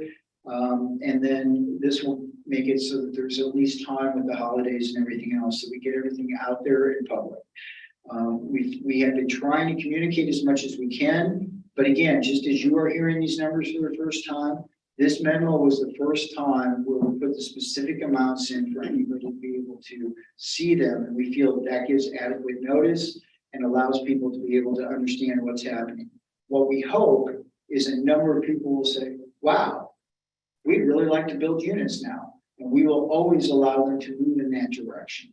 And so they can decide to choose to build the units instead of paying the cash in lieu, if that is their choice. It's their choice, but it is a requirement that they do something. We will review the housing fee after 4 years. The reason for that is you notice we have a 3-year implementation, 1 year stability after that, and then we'll come back to city council for it to be able to move forward in 2026 and 2025. Those of you who are on council at that point, you'll hear us come back before you to suggest what we think the revision should be at that point, and what that might look like. And then we'll review every 5 years after that.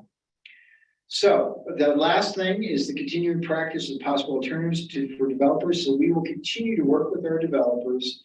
They can continue to provide other alternatives, which under this ordinance we can accept. So that would be, you want to give us land in lieu, we'll calculate out what those values are. Obviously, that's one of the most difficult things I can say from working and talking with my colleagues over at Broomfield Housing Alliance and Kristen. One of the key things that she is working on right now is trying to find places where we can build housing, where we can get land, and she's working with a number of different entities to really focus on that side. And so we want to encourage people to provide that alternative, not just units, not just cash, perhaps land, but nevertheless, we want to be very simple and very clear that says, here's the two things, because that's what we see most people do. But if you want to choose a different alternative, if you like to build as units, maybe not in that development, but nearby in another great location, that's wonderful. If you want to give us land, that would be wonderful. It would be evaluated based on what those values look like. So at that concludes the staff's general presentation. We are here to answer any questions you may have. Again, this is first reading. And so there will be a public hearing and the second reading that's coming up, I believe, Mayor, in roughly 2 weeks. But we are listening to your comments in order to make any ideas or anything else that we may have missed. But we believe that we have a very good proposal to you for your consideration. So thank you for your time. Thank you, Mr. Romine. We'll now proceed with public comments. If there's anyone who'd like to speak, please come up to the podium and state your name and neighborhood for the record.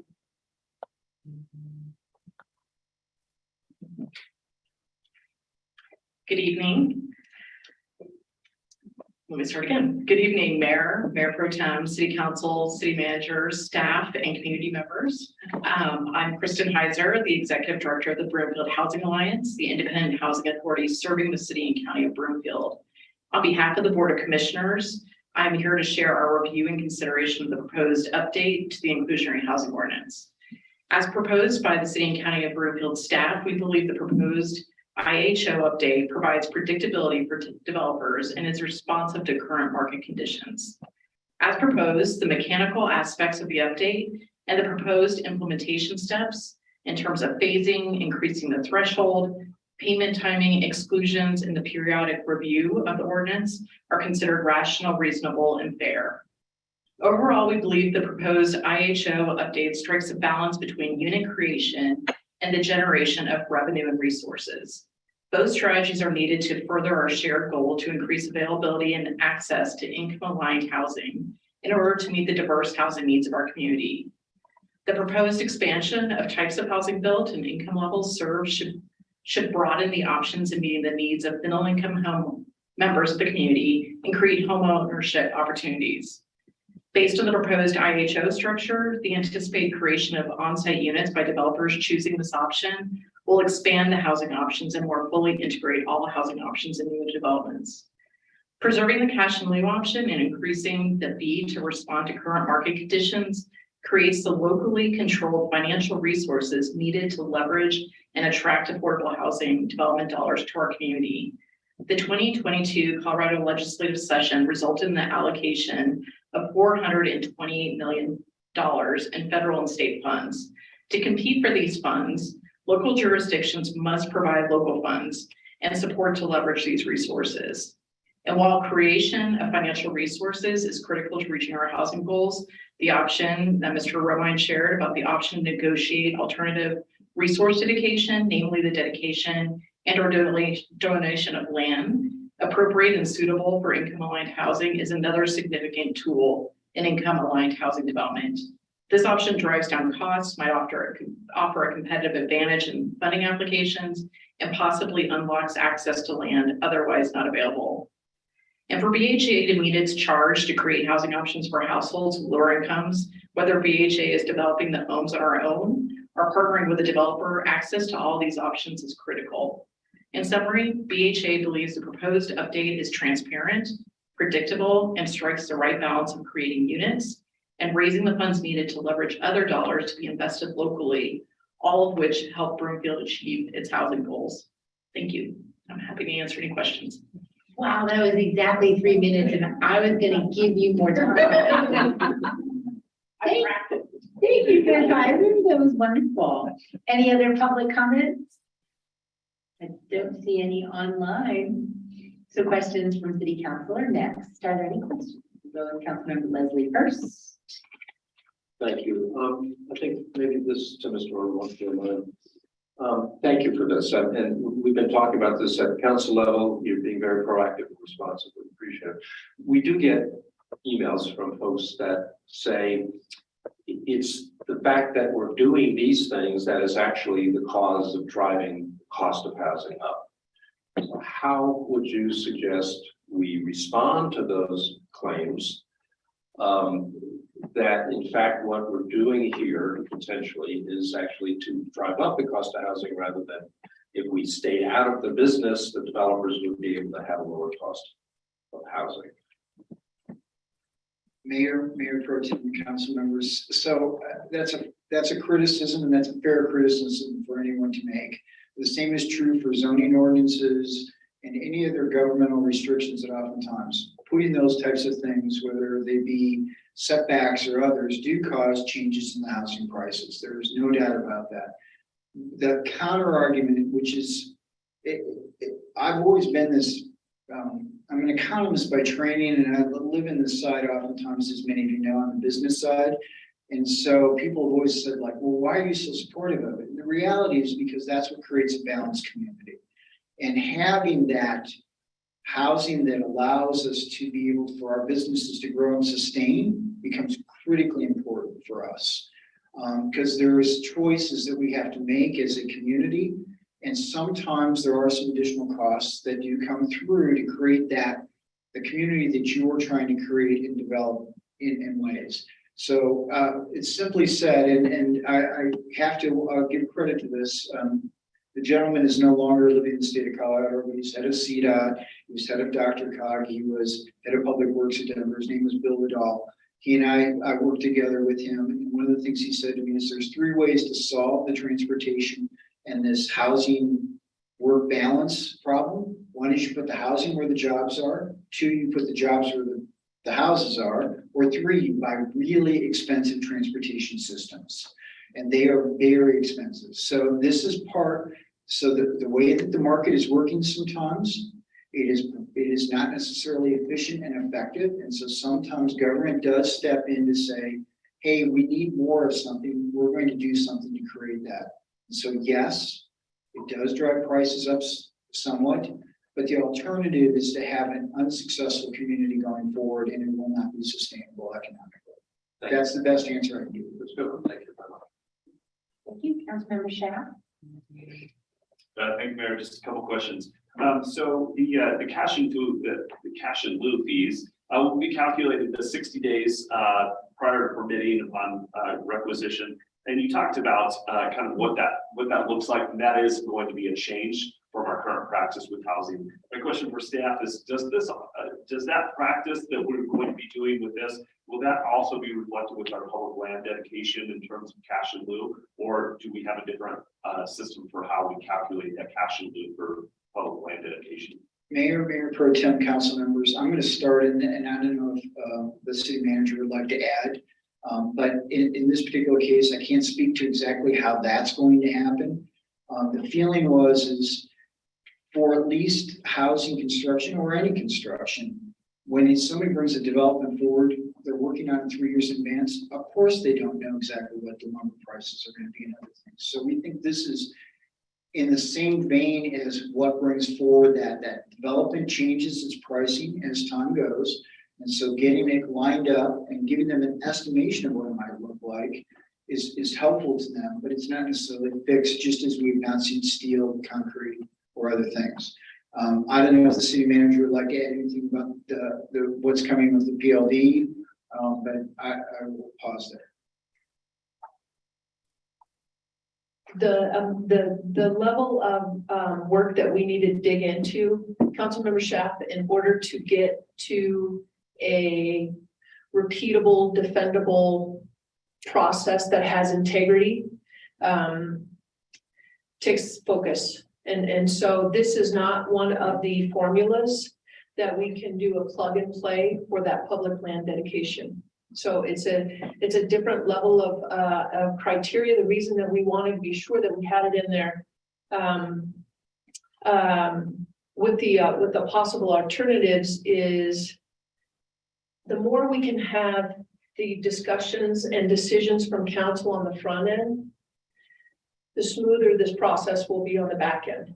And so maintaining some level of flexibility.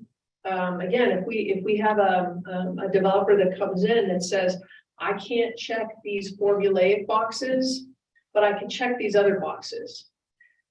We've had some circumstances on the dais where we all agreed that we shouldn't be legislating from the dais when we're kind of doing the trade-offs with the developers to be able to say, well, how about we put some money over here? Again, we want to switch that to the front end. The public land dedications are, I'm not trying to be coy with my answer, but again, it's when we're trying to meet a maximum level, when we're talking about the 40% open space, it has a different level in the priority because there's already a funding stream that is there. So again, it's just can't do a plug and play on that. We're going to continue to explore what that looks like. That's a good topic of conversation when we move through, when Danae starts introducing our new committee that's going to be looking at where are we, what's our current state and what's our future state. And then the strategic plan that we're talking about for 2023 is what helps us get from point A to point B. That's a longer explanation, but one that we've been asking ourselves as well. Is there a package? And there just isn't. Okay.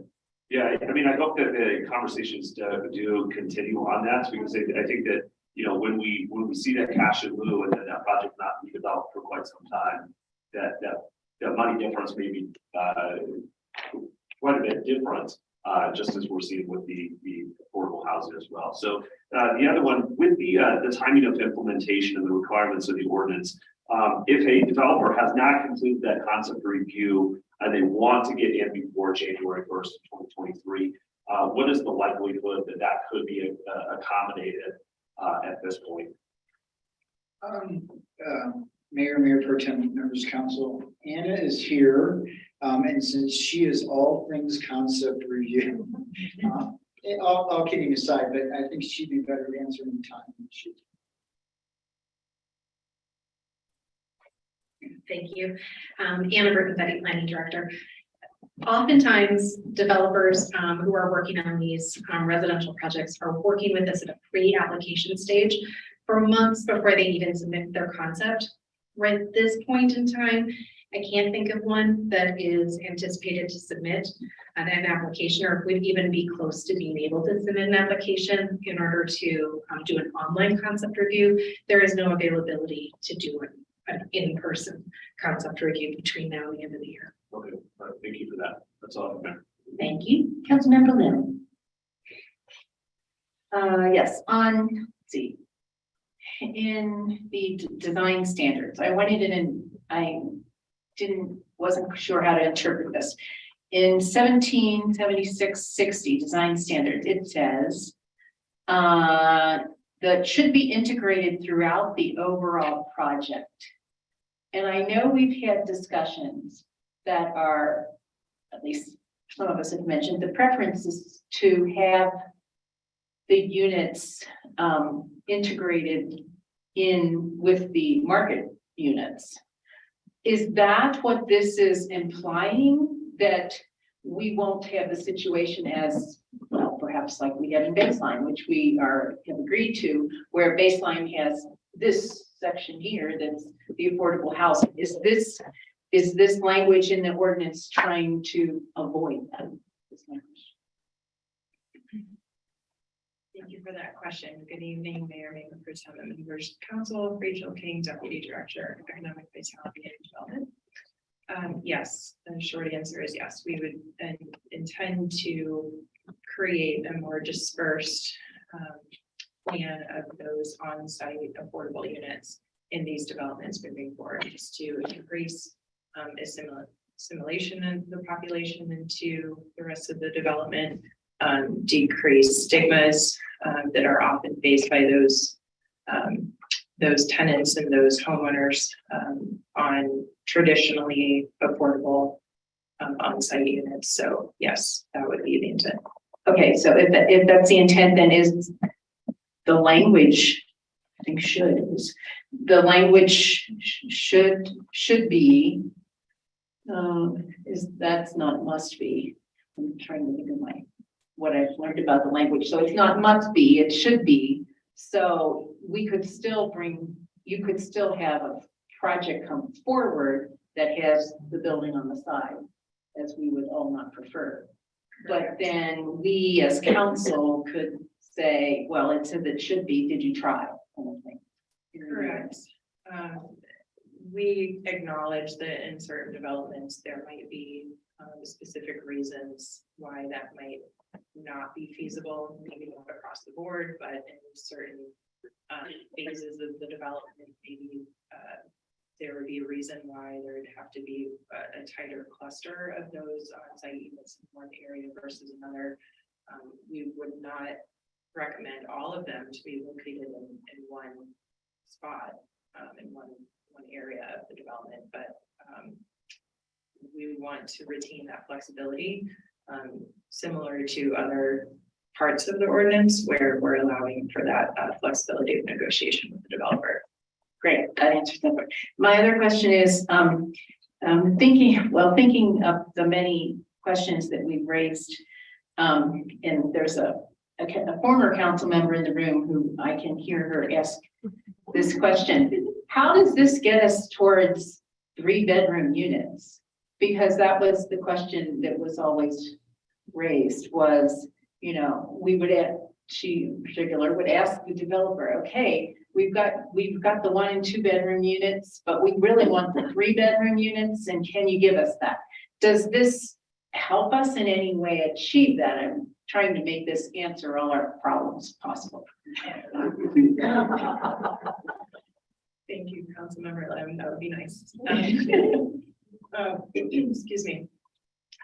Yes, we believe, I can start and then perhaps Jeff can fill in with more of the numbers and the economist point of view.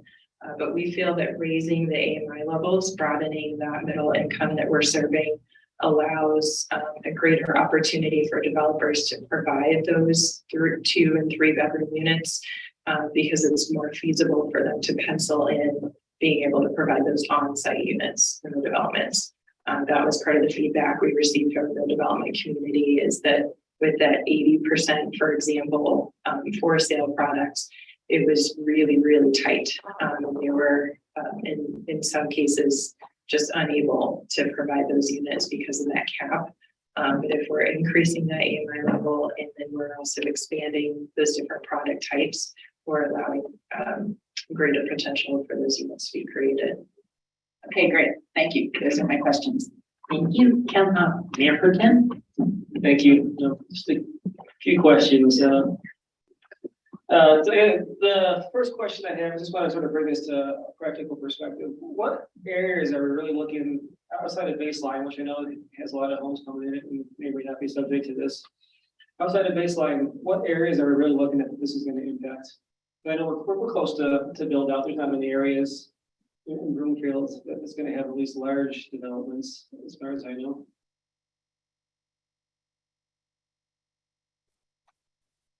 Thank you. I'm used to sitting in the back. It's a long one. There are, as you mentioned, there are some large developments that are not subject to what we're discussing tonight, like Baseline, Arista. But what the areas that are probably most applicable are going to be north of State Highway 7, east of I-25, of course, when that comes in. And then some areas east of US 36 that are not a part of Arista, but are east of Arista. If any of those projects develop as multifamily, and then further to our west. Okay, so really the few pockets of future development, like you mentioned, the northwest, southeast corners of our community, and maybe a small pocket here or there that we still have undeveloped. Yes. Okay. Yes. Or redeveloped, yeah. I heard that. Redevelopment is the key, and Right. these aren't small areas. That east side of I-25, there'll be a number of units yielded east of I-25. Well, I understand that. I think that when I used the word small, that was more the inventory developments that I'm referring to. Thank you. Okay, yeah, I'm just trying to get a feel for, really what this is going to, impact and how much of an impact it's gonna make. Okay. The 165 per for sale units, I apologize if some of these questions are basic because I may not have been paying attention the first time around. Okay. Look at your reaction. I was like, yeah, he probably wasn't. So that's 165, that's gonna be the maximum per unit, for the for sale, detached units. And that's based on the number of, affordable units that are going to be required in the development. So if it's 100 units, roughly it'd be like $1.6 million. Maybe it's $16.16 million, right? 100 times 165,000. So sorry. So I'm just trying to figure out So it's what the actual cost It's is. 100 unit development, this would be about 1 point, will actually be closer to 1.9 because we're asking for 12% of the units now. Okay. So your math is correct, and that is what's resulting roughly. Okay. And how does that compare? Because I was looking at Boulder. I think we're sort of comparable with Boulder County, City of Boulder. How do we compare to some of the other surrounding communities? How would they compare? So I'm going to call on my friend again, Rachel. She knows some of these. Assuming she's not too feverish, she'll probably remember these numbers better than me. Thank you for that question. As far as to clarify, you're asking about the fees in other jurisdictions. Correct. Right. So I believe and this is in the route policy report as well, if you want to go back and look at that. But Denver, I think, just passed for sale. They are in the neighborhood between 300 and 400,000 per unit. And yeah.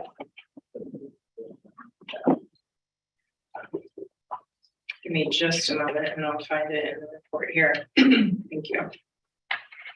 Okay, so in Denver, for a single family detached, they are looking at $408,000 to $478,000 per affordable unit required. In Boulder, it's a wider range between $77,036 and $274,251. And Longmont is based off a square footage calculation, so it's not quite as comparable. There is technically an inclusionary housing program in Superior, but again, it's not comparing apples to apples. And is there anything in like Louisville, Lafayette, Westminster, or in neighborhoods? No, as far as adopted inclusionary housing ordinances, no. Okay. All right. Yeah, I think the one, I think I did make this comment last time, and I think you explained it well, Jeff, was the, sort of the unintended consequence of And possibly, sort of pushing up the average sales price of new homes in Broomfield by, tacking on this additional fee. So that's definitely a concern. I understand and appreciate your answer to that. You're supposed to, we're gonna take some of the money and create at least middle income housing, it sounds like. This then provides a wider range of housing choices. So I do appreciate that, that response. And the only other question I have is that when I was looking at the fees in lieu, it seemed like it is a little cheaper. I could be wrong for rentals as it is compared to for sale units. And does that incentivize one over the other? Because I don't know if you want to incentivize rentals. Mayor Pro Tem and council members, no, it actually doesn't necessarily incentivize because the developers, as a group, they tend to segregate into what kinds of products they bring forward. So first off, that's that.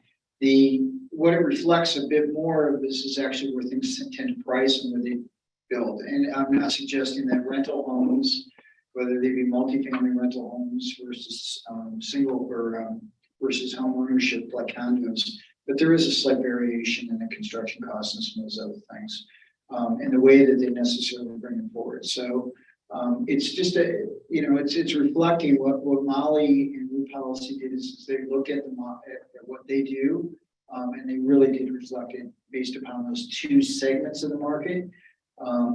As an economist, you always believe that everything will move back to equilibrium, but the reality is things don't. They're always slightly off, and so that's the way it is. And these are the numbers that basically come forward through those studies. And it's true to when we talk to developers too. Okay, yeah, I just wanted to make sure that since it seemed to be cheaper to go the rental route, that it wasn't going to be incentivized at rentals. But, all right, so thank you. Thank you. Councilmember Kelly. Thank you. Just had a quick question in terms of everything in the report makes sense. The one thing that sticks out to me is sense of urgency in terms of how do we make this happen quickly, in terms of that, housing prices right now are insane. Rental is particularly insane. There's a huge demand. Probably the only way to really reduce prices is to have a glut of homes. But as we know, there's like less than a quarter of homes on the market now than there were 5 years ago, despite our population increase. And we would need a massive drop in prices to get back to affordable levels. So I guess my question, just looking at what you proposed, is how do we incentivize developers to build affordable homes, in the sense that cash in lieu is great. It does go to the housing authority and they can build homes. But I think it'd be fair to say they're a lot slower because they have to find property and just the building process. So is there any way in this proposal has anybody found a way to incentivize builders just to build affordable homes more quickly and to address the urgent need for folks, because there just simply isn't anything out there right now? Mayor Pro Tem, council members, Councilmember Cohen, you are absolutely right. And this all began, actually, if you look at the economic data, it began around 2005, is when the supply versus demand really did fall out of equilibrium. And understandably so for many home builders, they restricted what the supply was going to look like because they got caught upside down. And so that's really what happened. Broomfield, interestingly enough, has probably been one of those communities that have done more than its fair share of developing housing within this marketplace. And so we've been striving toward creating housing at all levels. Our fees, as you all have noted, your building fees, the time, the way that we work has tended to be pretty favorable to developers. So if any community in this metro area has done something to try to increase supply, I would say it's us. And now what we're saying is but we are falling behind, and this real gap, this concerning gap is that what I'll call the 80 to 120. And so while this program is really set for 60 to 100, our friends at Broomfield Housing Alliance are focusing on the second part one of the things that you've heard us talk about both within our work and where we're looking and working with the city manager is really thinking about how do we activate that 100 to 120% AMI market. So I think I don't have a great, I wish I had an answer, because if I did, well, A, I'd be a billionaire. And I probably wouldn't be standing here tonight, I'd be on my jet somewhere now. But in the reality is I think we are doing a lot. But I do think that one of the things that we have to be really careful about in this metropolitan area, and I never thought I would say this, is we've got to make sure that we're paying attention to this metal and how those people get their first-time home buyers. And so that's where we are aiming. And I suspect if we do get that balance correctly, that's where we'll be spending some of our money. So I wish I had. That's fine. I just, one last question on that level, is the reaction, the one third ramping up felt slow. Like you're giving a very long runway to developers to get their permits in before they have to actually spend even substantially more. Is that necessary to be of that length? I will start and then I will defer to the city manager, because this was, and I'm not trying to, I am really not trying to pass the buck to her. I would say that she and I and Rachel and Abby and Anna and even Brenda, we've all been in these conversations trying to figure out what makes sense and what feels right. There is no right answer. We talked about one step, we talked about two steps.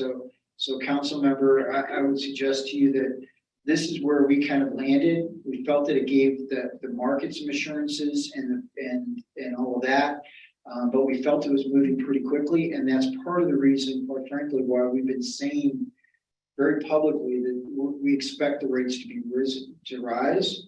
But to your point, should it be 2 years or 3 years? I think we worked it through. So Jennifer, I'm sorry to pass it to you, but that's the best I can answer. It's a totality of circumstances like any of the decisions that we make. So we're not making a decision just for the IHO increase. We have to make the decision for the IHO increase and the water rate increase and the tap fee increase and the building permit increase. And none of those can swing, have that pendulum swing, because it's too hard for the market to adjust. So it is that sweet spot. If we were just doing the IHO and we didn't have a decade of cleanup that you all get the privilege and disappointment in our community to pass, we may have taken a different approach. But again, from a totality of circumstances, each one has to be balanced upon the next one. So we have to look at that as a whole, as we move forward.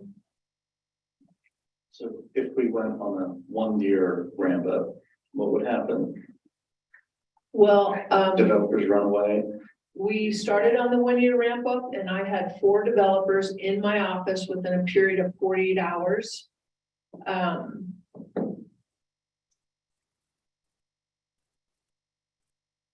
And they made good sense.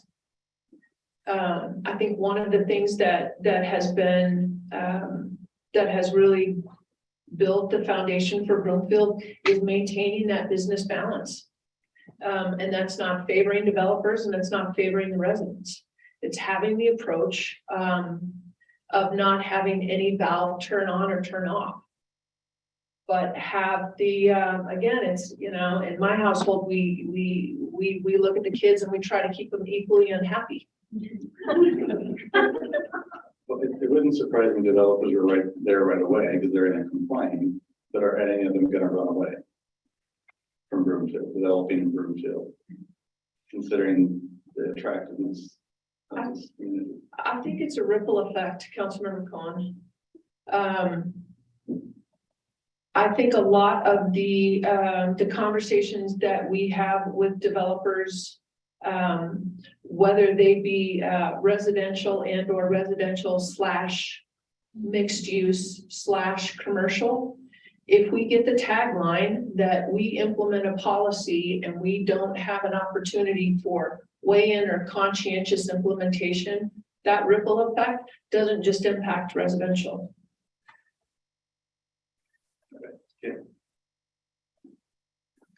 Thank you, Councilmember Ward. You are up next. Thank you. I have a quick question on the AMI and how it's calculated. I actually went on to Chafa's website and I pulled the AMIs for every county and all of their calculations. When we talk about in the IHO, counting a 70% AMI, 60% AMI, is that how many incomes is that based off? Is that based off of 1, a 2, 3? Because on Chafa's website, they go from 1 person all the way up to 8-person income limits. So I'm curious as to what combination of person or persons we use to calculate that AMI. So, Mayor Pro Tem, council members, sorry. Yeah, the area median income is calculated first off at the federal government by HUD, and then is passed down, and it is based upon the metro areas, so statistical areas. And what they do is they look at the income levels that are existing within each of them. So think of just like there's a free lunch program and then there's a qualifying event there. So at HUD, they're doing those calculations. They're doing it based upon the household size. So the idea there is not necessarily the number of earners, but the number of people within the household. So if it's a 1-earner household with 5 people in it, it's going to be a 5-person household. That's the way they're going to look at it. So it's more of a cost perspective than an income perspective to some degree. Now that said, obviously in this metropolitan area and in many metropolitan areas at this point, generally speaking, a household of 3 or more will generally have at least 1.5 earners, if not 2 or more. But it is a household, not a family also. That's the other thing. So when we do the income qualification, we work with, in the particular case of one in our homes, if there are, if we can determine what the household looks like, and we have 3 earners in it, we're going to calculate and pull their income documentation and then see how that measures up. But that's how HUD is doing it based upon income and household size. Okay, thank you. That's the only question I really have. I'll save your comments for later. Thank you, Councilmember Ward. Councilmember Hinkle. All right. Thank you, Mayor Pro Tem Kizerski. Thank you for the presentation, and I really appreciate all the stakeholder input. It just sounds like we've heard from a lot of different people, a lot of different entities. My question is sometimes I'm that kid in class who's like, okay, I see the law here, but like, is there anything that says that we can't do this? So when we see the years going off, so the implementation, the periodic review of the ordinance, I noticed that the review of the inclusionary housing fee is after 4 years, so that's 2026, which allows for that 3-year phased fee increase, which I appreciate. And then it says review ordinance every 5 years thereafter. So we're not even going to review the whole ordinance for 9 years. Is that correct? Mayor Pro Tem, council members, no, we're actually going to be reviewing it in 4 years. Okay. That's when we'll be doing it next. The thought is if we have the system set up, so and I apologize, I really did not mean to go backwards in time and say how everything was calculated. Everyone took their best guess in 2000 and really brought forward, or 2020, really brought forward something really positive. Now we've learned and now we're raising it up. So what we've been doing is doing that on a more regular basis. What we can put in 4 years is something that has an escalator clause in it. So we can use a CPI or something else. In working with root policy and talking to them, we said, what is the best escalator that we might use? And we talked about construction indexes and other things. And quite frankly, the most transparent is a CPI-U. Not necessarily the best, but it's the most transparent. So that's what we may be using, is to say that's what that escalation continue to look like over that 5-year period. Then every 5 years, you would do a new study to reset everything. So that would be the way that we were recommending to do it. That creates those kinds of paths. So we're not saying that after the 4 years, then we would set it and it would sit for 5 years. We would set it and then we have escalation in it for the next 5 years, and then the next one. We'll have to it gives us an opportunity to look and move forward at that point. Does that make Is there sense? anything to say that we can't review it earlier than 4 years? There's nothing. I'm looking at the city attorney. The city attorney that actually, and no, there is nothing that says, you can say you want us to look at it every 6 months. I will tell you that I don't have a whole lot of here now, and I would have even less if we did that. But in all seriousness, we think that there needs to be some stability to it, some sense of what's coming. But necessarily, there's nothing magical about 2 or 4 or any particular period. But we thought this made the most sense, and we thought this created that path. As City Manager Hoffman pointed out, knowing everything else that's going on, that we were bringing forward these other fee changes at the same time. Okay, thank you for that. That's helpful. My last question is, I know that we've had issues with getting townhomes in Broomfield. And I've noticed, I think it was at 70% AMI.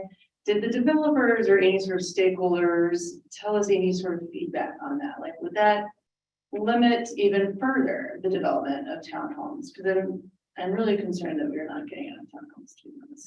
Mayor Pro Tem, and City Council members, we actually heard specifically that someone had proposed, hey, we'll give you a couple more units. I mean, they offered us 2 more units, so it really wasn't what I considered a valid offer.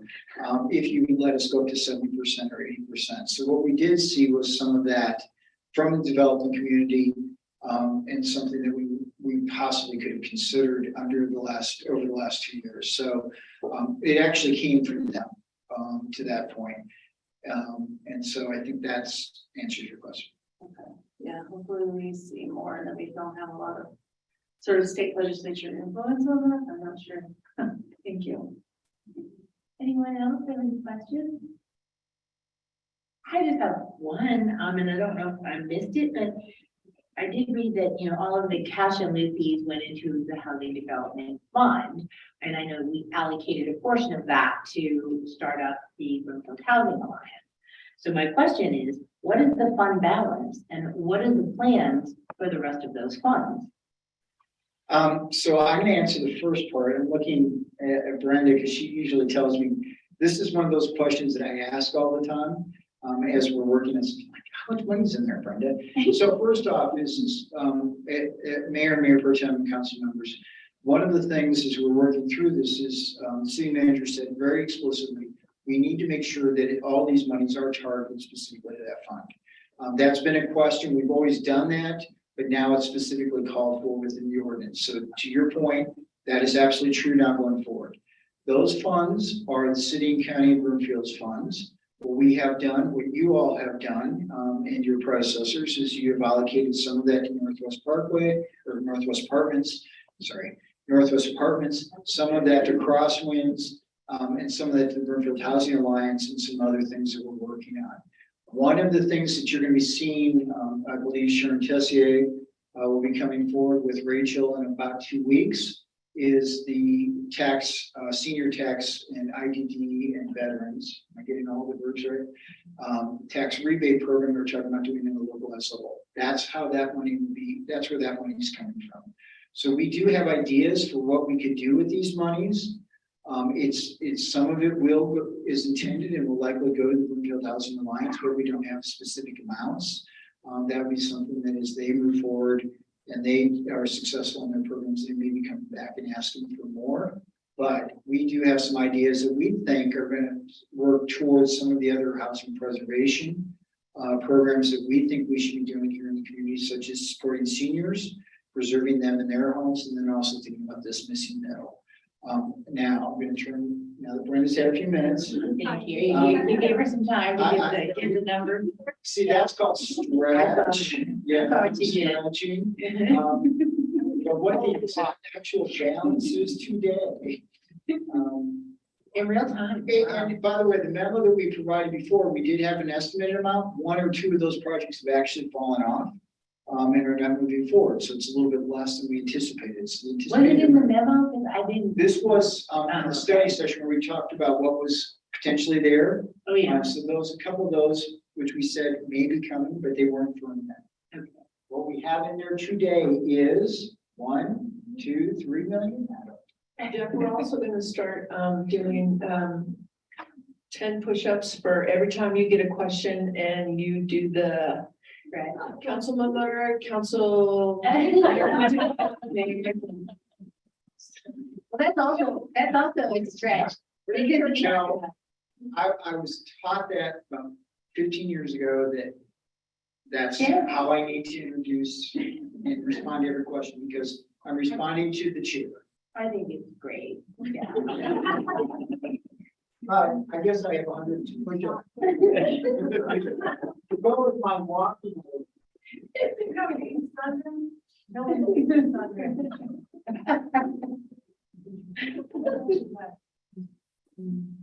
So of course, my computer's not, but roughly it's around $5 million that's currently available. Is the balance, but I can provide counsel, sorry, for Richie. Mayor. The estimated amount is roughly $5 million, but I can provide it at a later time, but once we get the exact. I was thinking itemized accounting. No, I'm just kidding. That's fine. I was just curious. And that 5 million is the project we anticipate coming in at, so what we have in cash right now. Right. So we have roughly 2.5 million in the account, or 1 million roughly. Okay. And we will be bringing a proposal to you that we anticipate spending about $1 million. Okay. So we obviously want to make sure we have some cash. In Yeah, right. Yeah, that's good to have that. No, we appreciate that. Thank you, guys. Anybody else? Last call for the cause? Okay. Well, then next is council's consideration and proposed ordinance number 2187 on first reading. Will the clerk please read proposed ordinance number 2187 by title? 11C, ordinance number 2187, repealing and reenacting chapter 17 through 76, inclusionary housing of the Broomfield Municipal Code, first reading. Thank you. Is there a motion? Councilmember Ward. Thank you, Mayor. I move to, read these appropriately.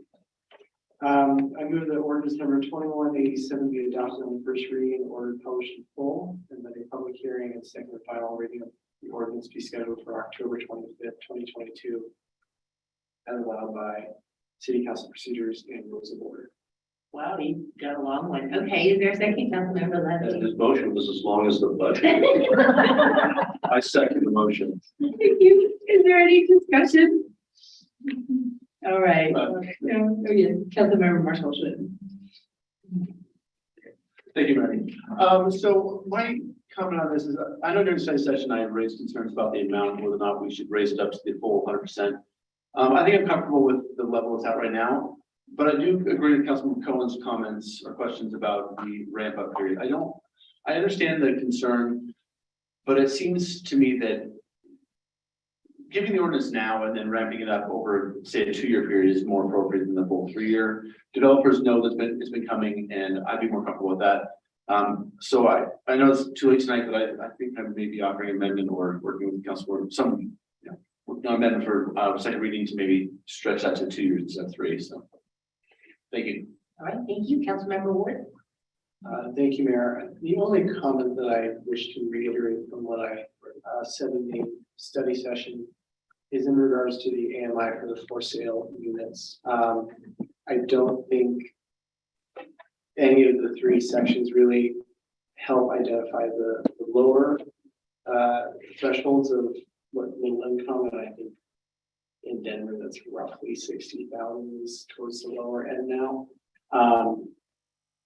But that's the only comment that I really have in regards to the ordinance. Well, did anyone want to address that, Ms. Kaiser? Because I kind of feel like that's more of the work of the Broomfield Housing Alliance focused on, but I don't want to speak out of turn.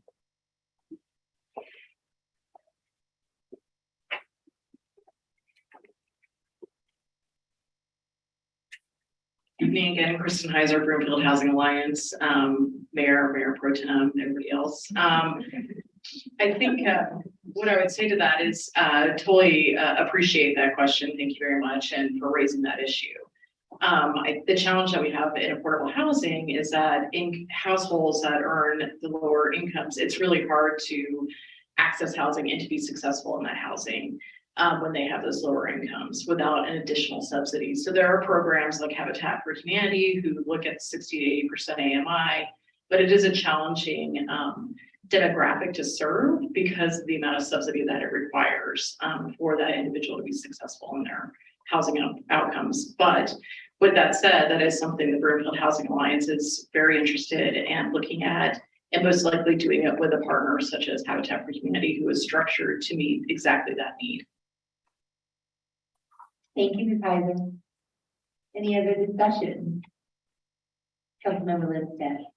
Yes, real briefly, I'll just say, I said this earlier at the study session, but I appreciate the measured approach that staff took on stakeholding and bringing this forward with an adequate runway and I think a reasonable fee. So I just appreciate the thoughtfulness that went into this. I look forward to supporting it as written tonight. Thank you. Thank you. Anyone else? All right, well, that's a wrap. There's someone else? I know, I know. So that's a wrap on the talking. All right, seeing no further discussion, we'll move forward to the vote on this ordinance 2187. All in favor?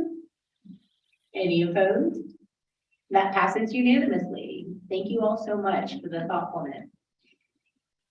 The next is council's appointment of a council representative to the Northwest Parkway Public Highway Authority Board. That's currently me, and I need to pass it off to somebody. And Councilmember Ward has offered generously to take over. So that's what this is about, I'll say now. Council has a copy of the addendum memorandum, which I'll ask our staff to summarize. I'll go quickly. Mayor, you actually just summarized it. Right now, Mayor Castriot is our president of the Parks. Councilmember Ward has indicated an interest to take her place. We've already got in touch with the Northwest Parkway Authority, and they know this is happening tonight. I'll turn it back over to you. Thank you. We'll now proceed with public comment, starting with in person. Nope, nobody's online. Okay, so questions from Councilor X. Anybody have any questions? Super. Oh, okay. Councilman Chef. Thanks. So I guess I was reading this wrong. I was thinking that there would be a need for 2 Broomfield representatives on this board because there's possibly 2 different positions that may need to be filled by Broomfield. Was I reading that incorrectly? Yes, and I'm sorry for that confusion. We only have 1 board spot, but we will be asking for an alternate. You want to be the alternate? Okay. Like it's a 2-person board and we hold 2 roles. Like I'm the president and the treasurer, and Lafayette board member has the other 2. Okay. She's the vice president and the secretary. It's ridiculous because if one person's not there, you don't have a quorum. Right. That's for another time. So alternates are good. We don't have an alternate. I said I would be the alternate for continuity. So this is a brand new thing you're getting into, so we'll ease you in because you're actually going to be chairing the meeting. Okay. So I have another question. Yeah. So if we don't do anything, Mayor Castriot has to continue in her role? That is correct. Okay. That statement. Thanks. There's no way for me to get out of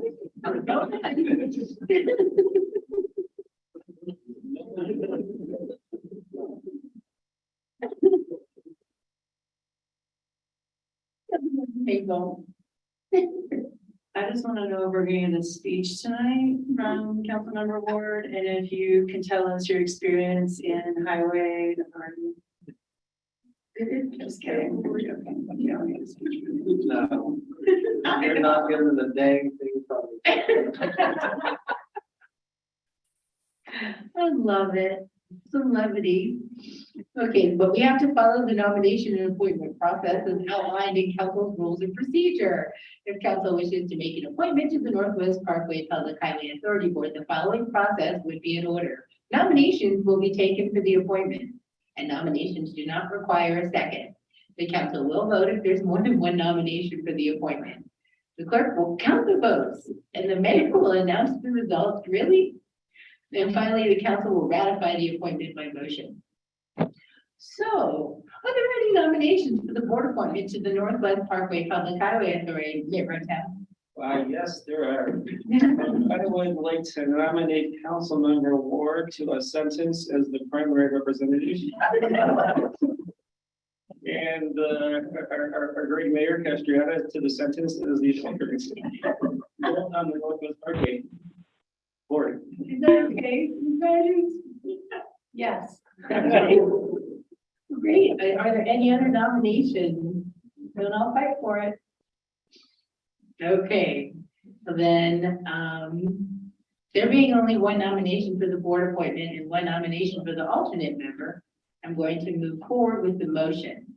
Is there a motion that Councilmember Ward be appointed to serve as a member of the Northwest Parkway Public Highway Authority Board of Directors, and myself, Mayor Castriata, be appointed as an alternate representing the Brookfield City Council for a term ending on November 2023. I love how you're updating the script for me. I'm hearing it. Then Councilmember Stout, Councilmember Marshall. Thank you. Is there a second? Councilmember Sentence is seconded. Is there any discussion? Not that we aren't having it anyway. All right, all in favor? Any opposed? Awesome, that passes unanimously. Thank you all. Yeah, congratulations. Thank you. I will serve out this sentence to the best of my ability. All right, the city and county attorney's report is next. Ms. Rogers, do you have a report? No, thank you. Thank you. And the city and county manager's report is next. Ms. Hoffman, do you have a report? I do not. Thank you. There is no legislative update this evening. And I totally messed up my script.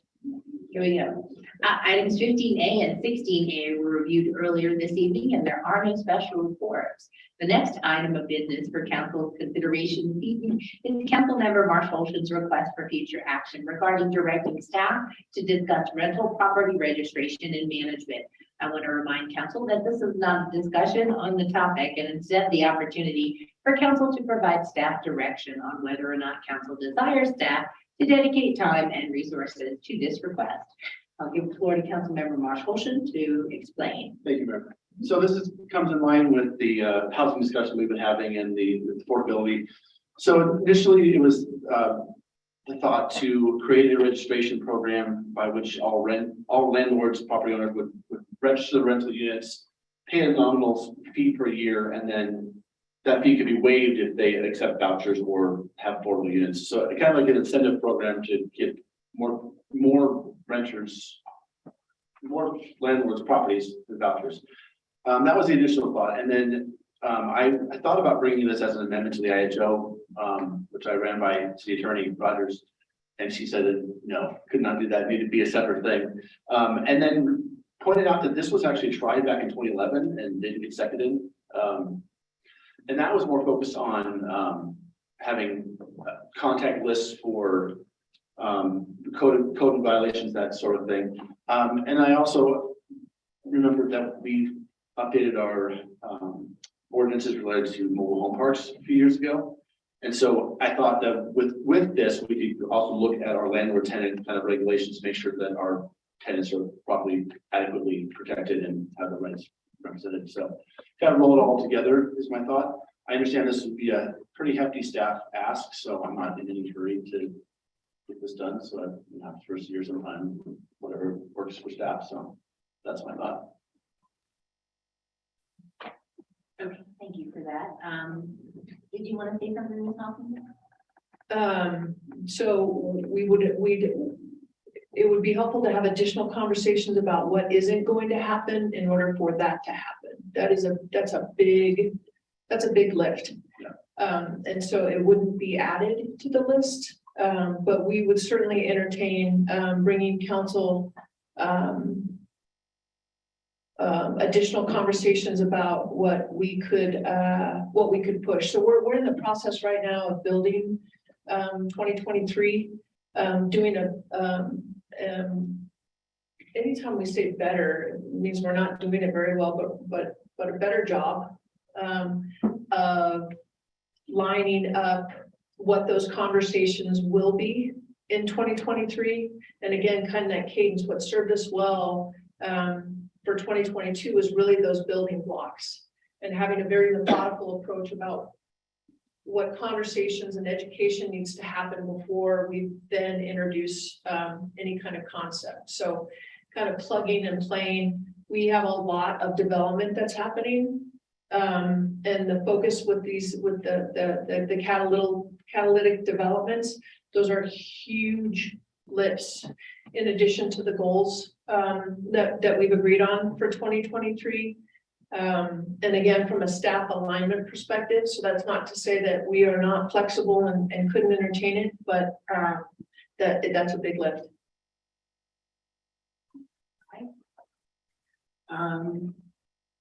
I know we're not supposed to have discussion, but it never works out that way. Because people are naturally gonna have questions, so whether or not, they support. So I guess, I don't know, it says questions from city council are next. I think, Mayor, that was an ad that we tried to put in after I started to try to really limit, because we were getting into very substantive discussions. So I guess it's a nice balance between, let's not debate the substance of let's talk more about operational issues at this time, stuff like that. So Thank you for clarifying. it's not a hard. I don't want to break the rules, Yeah. but I know that it's organic to, have a follow-up. So we'll go with Councilman Pingle first. Thanks for these thoughts, Councilman Marshall. Long thought about potential property registration as well, just so we can have better communication with our landlords and so on. I'm just curious as to what the and management would entail in your eyes. What do you mean?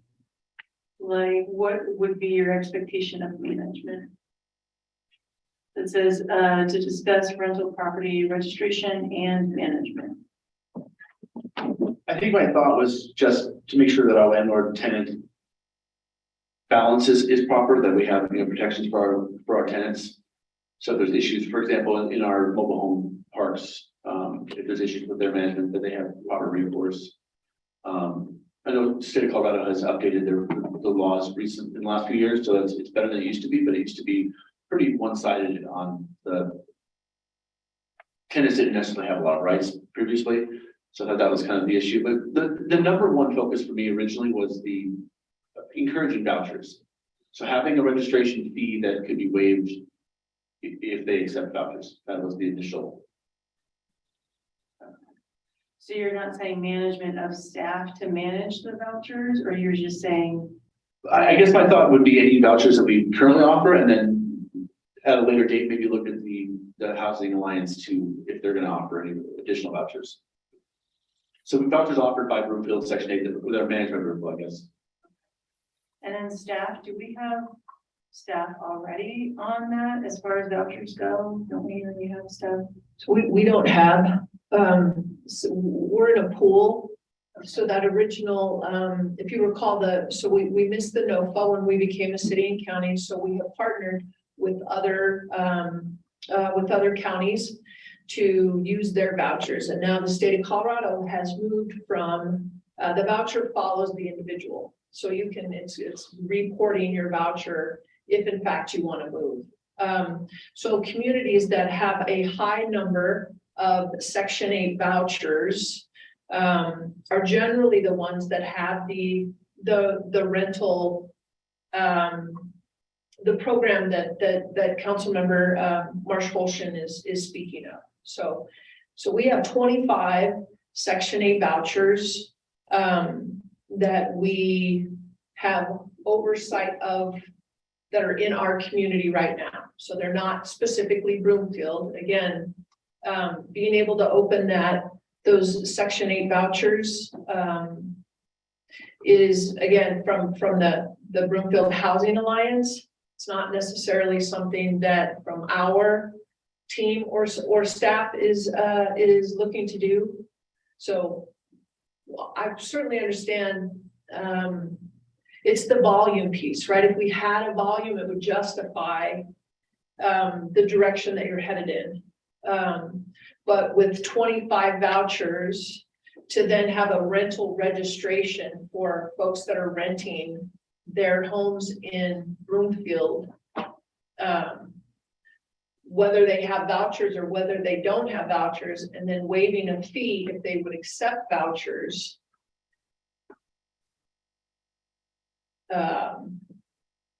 That to us, Councilmember Hinkle was part of that management piece. Who's gonna keep the list? Who's gonna gather the list? Who's gonna do the follow-up? Who's gonna make, right? I mean, That was my that's a concern big, as to who's collecting the fees, who's in charge of that. And the management of that, and then the justification of the fees. Yeah, I think we're at, I guess we're not supposed to debate. That was my only question. Thank you. Thank you. Councilmember Anderson. Thanks. I will make this short. We just went through the council priorities in depth. That was not that long ago, a couple weeks ago. And recently created an independent housing authority to address housing needs. And so I personally would advise against adding more to our staff's workload and just not move forward with this right now. I think this is the wrong way to move it forward. Thank you. Thank you, Mayor Pro Tem. Yeah, I guess I kind of want to echo what Councilmember Anderson just said. Yes, it's my understanding this is going to be a huge lift even just to do this, the study session on this. And I do worry, as a Councilmember Anderson mentioned, where this fits into our current priorities. And as our city manager just mentioned, it's not, you know, adding this on, but what we don't do, we do take this project on. So I do, you know, without saying whether it's a good or a bad idea, I think it's more appropriate to discuss this at our next priorities session. I'm not sure if we're doing one this year, if it's 1 to 2 years, but. Go ahead. we're talking about that as well. And so actually, we're gonna discuss the preliminary ideas with you and the mayor tomorrow during the coordination meeting. So I think that'd be a totally appropriate, topic at our next priority session to say, hey, is this a good idea? Is this something we want to make a priority for, 2023? Yeah. Thank you, Mayor Pro Tem. I think that's a good idea. Yeah, we do an annual focus session, so it's every year. Councilmember Lindstad. My question was actually about staffing, but I had a follow-up too. Is there a model, like, is there another community that has done this successfully? I know Denver recently passed a registration requirement, and I don't know the specifics of the staffing ratios they had on that particular program, but I know it's been slow to get off the ground. Is there a model for us to follow if we were to pursue this that worked?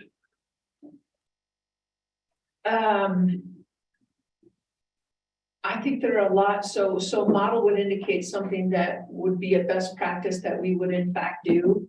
I think the other communities are really trying to still figure it out.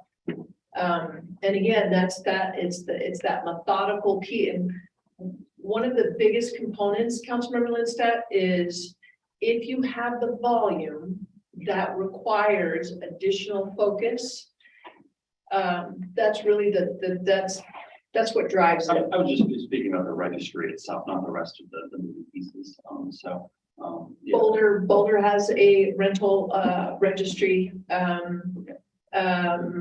There was legislation 3 years ago that provided a boilerplate kind of software access so that it would make it less labor intensive. But building it isn't the difficult part. It's the notification, it's the liability, it's the back end. It's always the then what, how do you keep it up?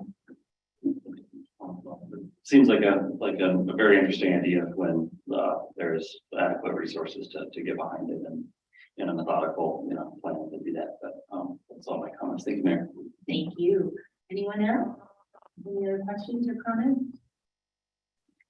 I guess to clarify, Councilmember Marshall, are you thinking about a registry for every rental property in the city and county of Broomfield, like the multifamily, the private? I mean, that was kind of my thought, because one of the issues, when I was talking with, Sharon Tessier, a few months ago, one of the issues with vouchers is that, sometimes there's not enough landlords who are willing to accept them. And then, yes, we only accept 25 at the moment, I understand that. I would hope that we're talking about affordable housing, we're talking about affordable units. So there's nothing, in my mind, there's nothing that's going to fix the whole problem. So in my mind, accepting some vouchers allows those people, those individuals who are low income to live anywhere in the city that they can, or that they're allowed to. Any area they want, I'm assuming that the landlord will accept vouchers. So if it's Baseline or Anthem or wherever else. So this is, in my thought, was just a way to encourage a small thing to encourage those landlords to then, they get the fee waived if their tenant has vouchers, I guess is my thought. Okay, so it's incentive. It's a small incentive, yeah. Okay, but we would still only have the 25 vouchers, right? That's really all we have to work with. Yes, and if the demand was, if we were hearing from folks that they would like to use their voucher in Broomfield, but they can't find a spot, we're not hearing that. So again, it's are we seeking a solution proactively, which is admirable. But we just need to make sure that the ROI is going to justify the labor intensity when we have not necessarily, we haven't heard that's an issue. I guess my hope was that we could use, if we had something that we were able to provide the spaces, we could use some of that IHO fee through the housing lines to then provide a local voucher in addition to the 25 section 8 that we provide, that we manage. The need is greater than what we provide currently. We have people that would get the vouchers if they could, I guess is my thought. Well, that's why we created the Independent Housing Authority. Right. What they were gonna do anymore. Right, so they would have the vouchers, they would administer the vouchers, but then the people still have to have landlords who would accept them. And so my thought was that we'd have a means to incentivize that, a small incentive. And I think that when the Broomfield Housing Alliance comes back to council, that's their ideas, right? They should be saying, there's a need, here's what we think, here's how to fix it, here's how much we need in order to fix it. I mean, that's really their, that's what you all are charging them with, is to be able to do and see and foresee and develop those programs. The only thing I would say to that is when they presented to us a few months ago, they did mention, I remember them mentioning the lack of housing for that will accept vouchers. That was kind of where I was off of that. So would you be okay with us putting this on the agenda for our next year's public session? And we may very well hear from them prior to that, them being the Housing Alliance, right? Yeah, I'm just gonna ask, can we submit a request to the Housing Alliance for, if there's a policy tool that we could utilize to solve it, but maybe just a requirement, I don't know, and I think there's other vehicles to get to this goal that may be less staff intensive, so I don't know how we request that, but it might be interesting to hear back from them. They're coming with an update. And we are, we're coming down to the wire here, so we have, come on, Thunder. All right, so, okay, so. We have asked them to come for it. Good job. I'm not gonna say all the things. City attorney and assistant county manager, county manager. Let me answer your question. No, I'm just fucking. We have asked them to come in the first quarter. We said March.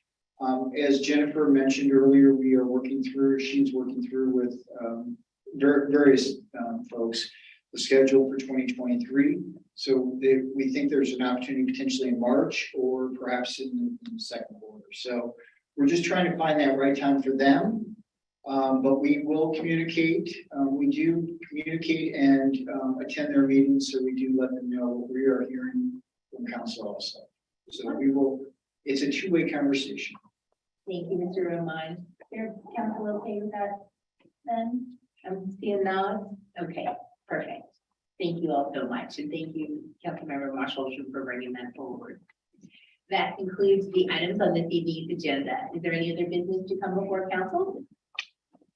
There being no further business, the council meeting is adjourned. Good night.